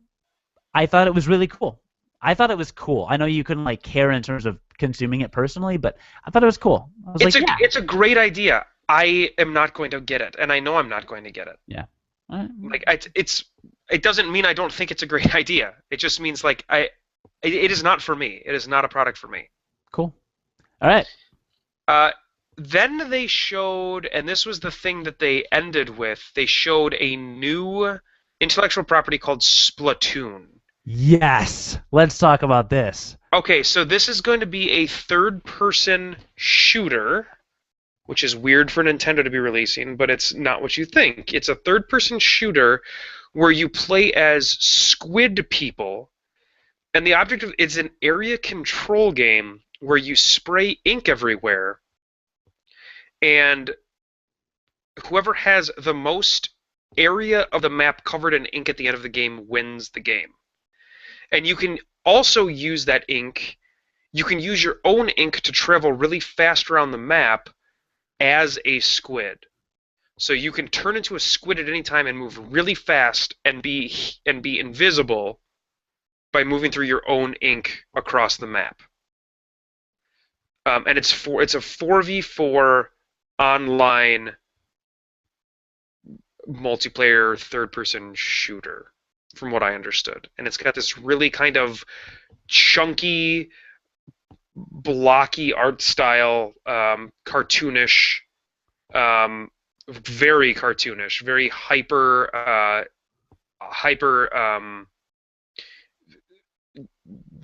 morphed, demorphed, No one knows what you're trying to say. Literally. Characters look weird, right? Like characters just this looks like a cartoon. It's like a cartoony art style. Why are you going into such painstaking detail about this? Okay, it's a cartoony art style. Thank you. What's the word I'm looking for though? It's the word they used for Final, when they talk about Final Fantasy 9 all the time. Super deformed? Super deformed. Yeah, it's like super deformed characters. So big heads. They definitely had big heads. Sure. A lot of hair. I think it looks super fun. I would probably play it if I had any friends that play it. I'll totally play it. It looks super fun. I watched the Treehouse stream of it, and they played it for about 15 minutes. And by the end of the fifth or sixth match, I was actually kind of already bored with the mechanic. So I think there needs to be a little more there. I thought it looked like a fantastic idea when I very first saw it. And then again, when I started watching it, and it was literally the same gameplay over and over and over again. And each match is only 3 minutes long, so it's very fast. But I got bored with it relatively quickly. So it needs some varied gameplay to keep it fresh. Otherwise, that game would get incredibly stale, I think, for most people. But didn't you say it's an eShop game and not a full release? I never said that. I actually don't know anything about it. Oh, okay. I actually thought it was a full release. I just think that there's a lot that they haven't shown yet. But that game, I'm just saying, that game's gonna get boring if there's not more in there. Yeah, but I mean, first-person shooter multiplayer is shoot people. Yeah, not a whole lot of variety. But there's an unlock system in all of those games, right? Maybe so it's there's like an unlock system in this? Maybe. I don't know. We don't know anything about it yet. That is to be seen. I'm saying with just based on the build that they brought to the show and watching it get played, it needs more, is what I'm saying. So what you're saying is the final product is going to be garbage. And how do you know this? That seems judgmental of you. Yeah, that does seem pretty judgmental of me, but I just know. Okay. And that was actually all of Nintendo. So, as you can see, Nintendo didn't bring as many games, but the games that they brought are games that I am more interested in than the other shows. Post-presser, official presser, not only did they announce Pac-Man for Smash Brothers, which, let's talk about that for a second. I am the most excited about Pac-Man. Like, I am more excited about Smash Brothers 4 because of Pac-Man than I was because of Mega Man. Okay, so I guess I don't really care. I don't know. You don't care. Well, I don't know. I mean, I'm not a big Namco fan. Are you? Like, are you all up in Namco properties? Dude, the Pac-Man trailer threw in so many 8-bit Namco property little Easter eggs, little nods. It added like a whole new dimension of retro to the game.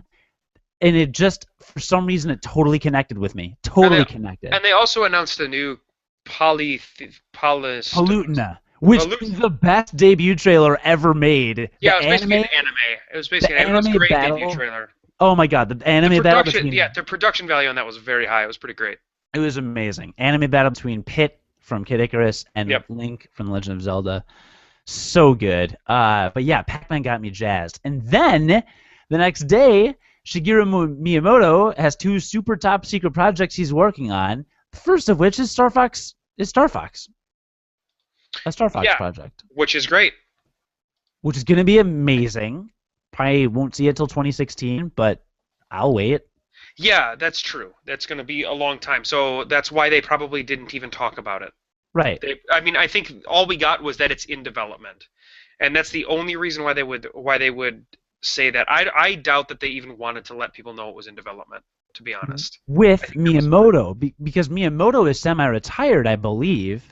yeah. He's just kind of heading his own stuff now. He's kind of like doing whatever he wants. Right. But I don't believe he's as involved with other Nintendo IPs and projects as heavily on a regular basis. So this is a big Right. deal that he's kind of spearheading the Star Fox Right. project. And then the other game, Giant Robot or something, I don't remember the name of it. Did you read much about that or watch much about it? Is that the one with the cameras, or is that a different one? Yes. Yes. Yeah, I saw. So I read about what it is, but I don't really know. It looks again like exactly what I want from the Wii U using that gamepad.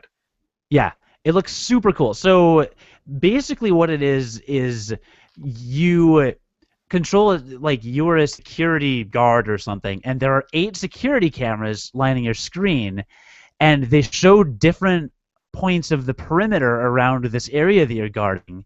And it's up to you to monitor these screens, and when something appears on it or there seems to be trouble, there are robots that you're able to control to neutralize threats and intercept enemies and things like that.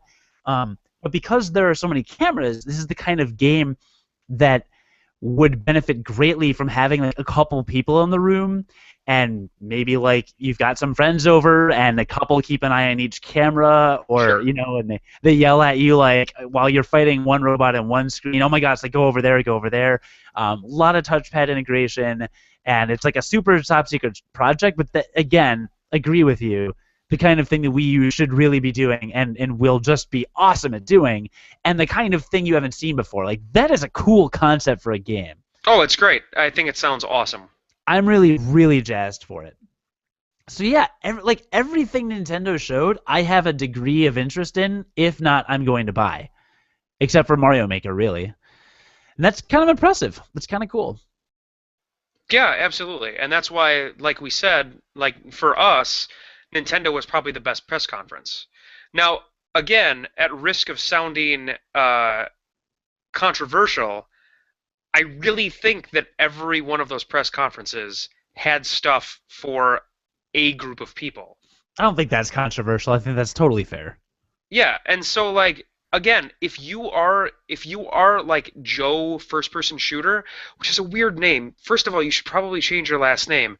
Second of all, you've got the Xbox One. Like that system is all about first person shooters, and you should buy that because that's got everything you want in those first person shooters. Um, Sony's got kind of some more of the indie touch to it. Um, it's a little more aesthetic. I don't know. It's again, Sony to me was the blandest of all of them. It was. And then Nintendo just had a lot of interesting, kind of unique games that I want to buy. They're innovative, and they're going to be really fun because it's Nintendo and they're really good at innovating. Yeah, I mean, I don't know, like, I don't actually know how innovative they're going to be. We'll see. Um, it doesn't matter, though. Like, Kirby and the Rainbow Curse probably won't be innovative because it's probably going to have the same gameplay that Canvas Curse had. I watched Xenoblade Chronicles X. That is literally the same gameplay that Xenoblade Chronicles had. Um, Super Smash Brothers is going to be Super Smash Brothers. Yoshi's Woolly World looks like Yoshi's Island. So I don't know how innovative they are, but the point is that Nintendo just makes good games. Like I don't think that there's a good chance probably that we won't see a ton of things that are super like new ways to play games from Nintendo, and that's fine because they just make really tight, ridiculously polished experiences. That's what they do, and that's okay. All right, hang on one second. It's funny, we actually reached the file size limit in our recording because we've been recording now for over 2 hours. That But makes sense. fortunately, we'll be wrapping up momentarily. So thanks, YouTube, viewer, for bearing with me as I hit record on a new file. Yeah, I think But Nintendo's doing great. I don't think there's going to be a lot of innovative gameplay in any of those things. Like if you watched Yoshi's Woolly World, it looked like Yoshi's Island. I mean, you're flinging eggs, you're jumping around. It looks like Yoshi's Island. So, I mean, maybe not like innovative gameplay in terms of like going from buttons to a Wii remote, but in terms of the things they're doing on screen, like how Mario Galaxy wasn't just another 3D Mario. It did crazy things in the game that were really wild. Right. You know, that was like a transcendent experience. Now, Kirby's Epic Yarn had some really cool stuff that you wouldn't think would happen in a Kirby game, and I'm guessing that the Yoshi title will do some things like that as well. So maybe the gameplay itself will be similar, but some of the artistic style and some of the things you're doing and the way you're interacting with the game environment, I think, could be very innovative. So, you know, we will see, but Nintendo is very good at changing one little thing that you think is kind of minor and then showing you, like, look at this world of possibilities it opens up, and then actually exploring and doing a good job of thoroughly exploring that world of possibilities. And that's why I'm super excited about most of what they talked about. Yeah. So I know that we are now at like 14 hours of podcast. So overall, you say Nintendo wins for you, but you would understand if people are jazzed about other systems over Nintendo's, which kind of what you're saying. Overall, Nintendo wins for me, but Sony solidified my interest in their system. My slants towards PS4. I think that they did a good job. I also thought it was really funny. One thing I forgot to mention: Sony kind of started its non-game part of its presser by talking about its camera. They're like, "We offered a camera to people." That was cute. And now we need to add more features, like, which is the opposite of Microsoft removing Kinect from its Xbox. Yeah.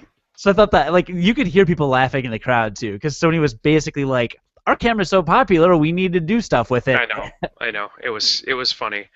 I think that all of these systems they've all got good stuff. I wish that, like, the two games that I really want to play that are multi-platform would come to PC and not just be on a console, because it's going to make me have to buy one of those two consoles. Because otherwise I would just play everything on my PC. I really think that the strongest way to game right now is to buy a PC and to have a Wii U. Because, again, you get like 80 to 90% of the games for multi-system stuff on your PC, and they're run the best of any way to run the games. If you build a beefy PC, that is the best looking way to run any of these games. And then you've got your Wii U, which has video games that are not available anywhere else and will never be, because Nintendo won't release their stuff on PC ever. Yeah. So I really think that is like the way to play games right now. If you can't afford a ton of stuff, that is the way to do it. I would agree with that sentiment. And yeah, I honestly, this E3 kind of renewed my faith in console gaming, because before this, without any of those console exclusives, and the way Sony and Microsoft sold their systems as kind of, here are experiences we can offer on these consoles that you can't get anywhere else. Right. I'm specifically looking at the Master Chief Collection and Naughty Dog. Honestly, Naughty Dog, I think, did such a good job with Last of Us with their storytelling that they are seen as one of the top developers. I really do. I mean, yeah, you're probably right. You could hear in the press conference. I mean, when I saw it, I thought to myself, wow, come to think of it, I can only get Naughty Dog on PlayStation. Yeah, and like Uncharted 4, and you are now like a Naughty Dog, specifically a Naughty Dog fan. Like, you will only be able to see Uncharted 4 on PS4. Right, exactly. So that said, with the way they presented it and the indie titles and the community is building up and all these sharing features and things, now I'm starting to think, like, maybe console gaming isn't going to die. Because before this, I was kind of, you know, everybody was kind of pointing at the PC like you said, there's PC over there. People are getting smarter about technology these days. Like, do we really need to shell out $500 on a console? And right. For the majority of titles, you still can just do a PC. But I think that Sony and Microsoft are finally bringing enough to the table. And Nintendo's always been like, you need a Nintendo system to play a Nintendo game. Cool. Exactly. And they've always been good. Nintendo games have always been good. Oh my like, God, they're always yes. going to make good games for you. So Yeah. so you should always have the Nintendo system that's out. Yeah, they've never needed to convince me that there's like you need to have a Nintendo. Like, no, I needed to get a Wii U when Smash Brothers was announced. Okay. Right. But yeah, I think that it's going to be an interesting year, and I'm very excited about next year's E3 to see like where the landscape is at that point. You know. Yeah, the thing that I was the most sad about with all of this year's E3 was that almost all of the titles that were announced were then slated for 2015. Yeah, not a lot, not a ton. There's just not a lot coming out this year, and so they like that more than anything else has been a strong case as to why I just don't need to buy a new system yet. Like, I don't need to buy a new system yet because there's not stuff coming out. There's not even stuff coming out this year that I want to buy. Well, you're not buying Smash Brothers apparently, so. I already have that system, so yes, I'm buying that. Oh, right. I forgot what we were talking about. So those are about all your thoughts on the conference and all the pressers and everything? Mm-hmm. I think so. I don't really know what my... I think we just wrapped up with like our general sentiments, and that's that everybody won. Yeah, and that's probably not a very popular opinion. I'm sure we would get far more likes if we just said Nintendo fucking rocked it and Sony and Microsoft fucking suck. So let's end it with that. Yeah, there's that. Okay, that's cool. I am just gonna say that I said I was gonna wrap up with some Smash Brothers tournament talk, but we have really gone like 2.5 hours now, yes, and I don't want to make this. Well, I would like to go to bed at some point. So I won't get super deep into it. I'll talk about it more next week, but I just wanted to mention I posted a link to this on a Google Plus page, but there is a competitive Smash player who's been in the scene since Melee. He has named some of the advanced tournament tactics for certain characters, so he's very ingrained. He said he was never really top tier, but he was always in the top 16 to 32 players at a lot of the tournaments he's been in. So this is a serious Smasher, and he got his hands on Smash 4 for like an hour or so, maybe. I don't know if it was Best Buy or he knew a friend or he was at E3 or what the deal was. Sure. But his verdict was, is Smash Brothers 4 a competitive, viable as a competitive game? And he said definitively yes. We're talking like as an esport? As an esport. Okay. Because Brawl was not. Sure, I'll believe that when more people get their hands on it and play it. Like Smash Brothers has never been that game because of like the items and the randomness of it. So like I will believe that when more players than just one. Okay, well, I mean, there's always been the randomness, but I mean, Melee came out like what, 15 years ago almost? Yeah, and in order to play Melee in the style that makes it competitive, you basically have to take out everything that has been put in the game. You take out items, but there is an incredibly you play as Fox, and it is a robust fighting community. Yes, it is huge. Like they had a tournament at Evo this year. I mean, that's the biggest fighting game community tournament that there is. Like, and Nintendo okayed them to play Melee. Like, there is a significant. It's like, it doesn't matter how old it is. It doesn't mean that not that many people play it. People are still playing StarCraft in stadiums in South Korea, and that game came out 20 freaking years ago. That's true. The age doesn't have anything to do with it. I mean, StarCraft is the biggest sport in South Korea. Melee, not as big. Esports aren't as big in general, but there is still quite a significant following in that area, and there was a lot of drop-off because Brawl wasn't competitive. So if this guy is right, and I'm not saying it's 100% definitive, but his initial impressions, and I could tell just from watching it, just from the first couple minutes of that tournament, there's less, like, the reason Brawl doesn't work as a competitor is because the characters are floaty, is the main term that gets thrown around. They're not as heavy. They don't fall as quickly. There are a lot of techniques that don't work because of that.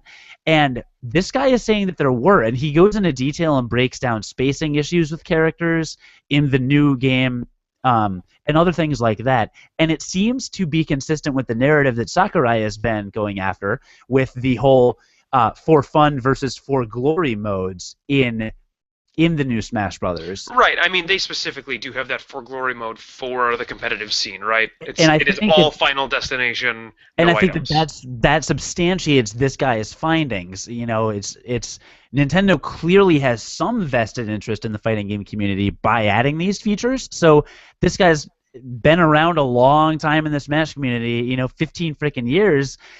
He's posted on Smash boards over 20,000 times. You know, like this guy's pretty active. Yeah, well, you've got to think that. You've got to think that like Sakurai, right? That's his name. Yeah. Once he releases this game, after he takes his month-long sabbatical vacation, which he deserves, which anybody who develops a game and releases it deserves, he's not going to start. He's not going to start trying to do the next Super Smash Bros. Immediately for the next system. So what he has is time to perfect what is currently there. So like he'll be able to tune, like now that we're in a world of patching games and stuff, he'll be able to tune characters and things. Yeah. So you would think that like now is the time, I guess, if they are going to make it a competitive type game, like now is the time to do that. Because you're in a world where you've got somebody who is like the father of Smash Brothers now. He's the creator of it. He will be able to constantly adjust it if he wants to make sure things are okay. Yeah. And I think that the tournament invitational is just one other example of, you know, they were pro players. And you remember I was telling you in G-Chat, I really wanted to see Mewtwo King or PC Chris in the tournament because they're the only two pro smashers I can remember. And Mewtwo King was there, and I saw photos on Reddit later posted of him going up on stage and doing a photo op with all the players. So even he is there. So I know for a fact these are legitimate competitive Smash players that Nintendo invited to play. Like, they're going to get their feedback and talk about stuff. So my main point with it is this could be a system seller for a lot of people. I mean, I know we've talked about how it kind of is already. It is a system seller for a lot of people. And it already is, but I think this is going to add an extra dimension that could be interesting, because right now there's no competitive gaming on the Wii U. One could argue Mario Kart, but there's no like Call of Duty or Halo style like competitive, and this is this is a fighting game that the FGC is into that you can only get on the Wii U. So I think that'll be interesting to see how that develops over the summer. Absolutely. So excited. Well, this was an exciting 15-hour-long episode. You did see that the 3DS version got delayed, right? Pushed back. Yeah, I'm okay with it. I have enough games. I'm still working on Bravely Default. I'm behind on my 3DS. Yeah, I'm unsurprised by that news to make sure they make it good. So yeah. So well, good listener. Thanks for listening to us for 17 hours. Yeah, thanks so much. Please go to unqualifiedgamers.com, where you can find like my Twitter account, because I live tweet things like ETH pressers and John's info and Google Plus page and iTunes. Please subscribe to us and leave a review if you'd like, and all that stuff. And we've got a lot more YouTube videos these days, so go ahead and check out our channel, because that's kind of fun. They're really sometimes. Good. Well, thanks. You know, it's whatever. Yeah, so, they're good. The ones that you put up are excellent. Thank you very much. That was a Final Fantasy 13 pun. You get that? Good one. Yeah, thank you. It wasn't funny. You know what else is not funny? You're not funny. You know what else is not funny? You're supposed to say something now to make a joke. Murder. Murder isn't funny. That's not funny at all. You're actually pretty accurate. So basically what you're saying is right. Yeah, but you're not funny.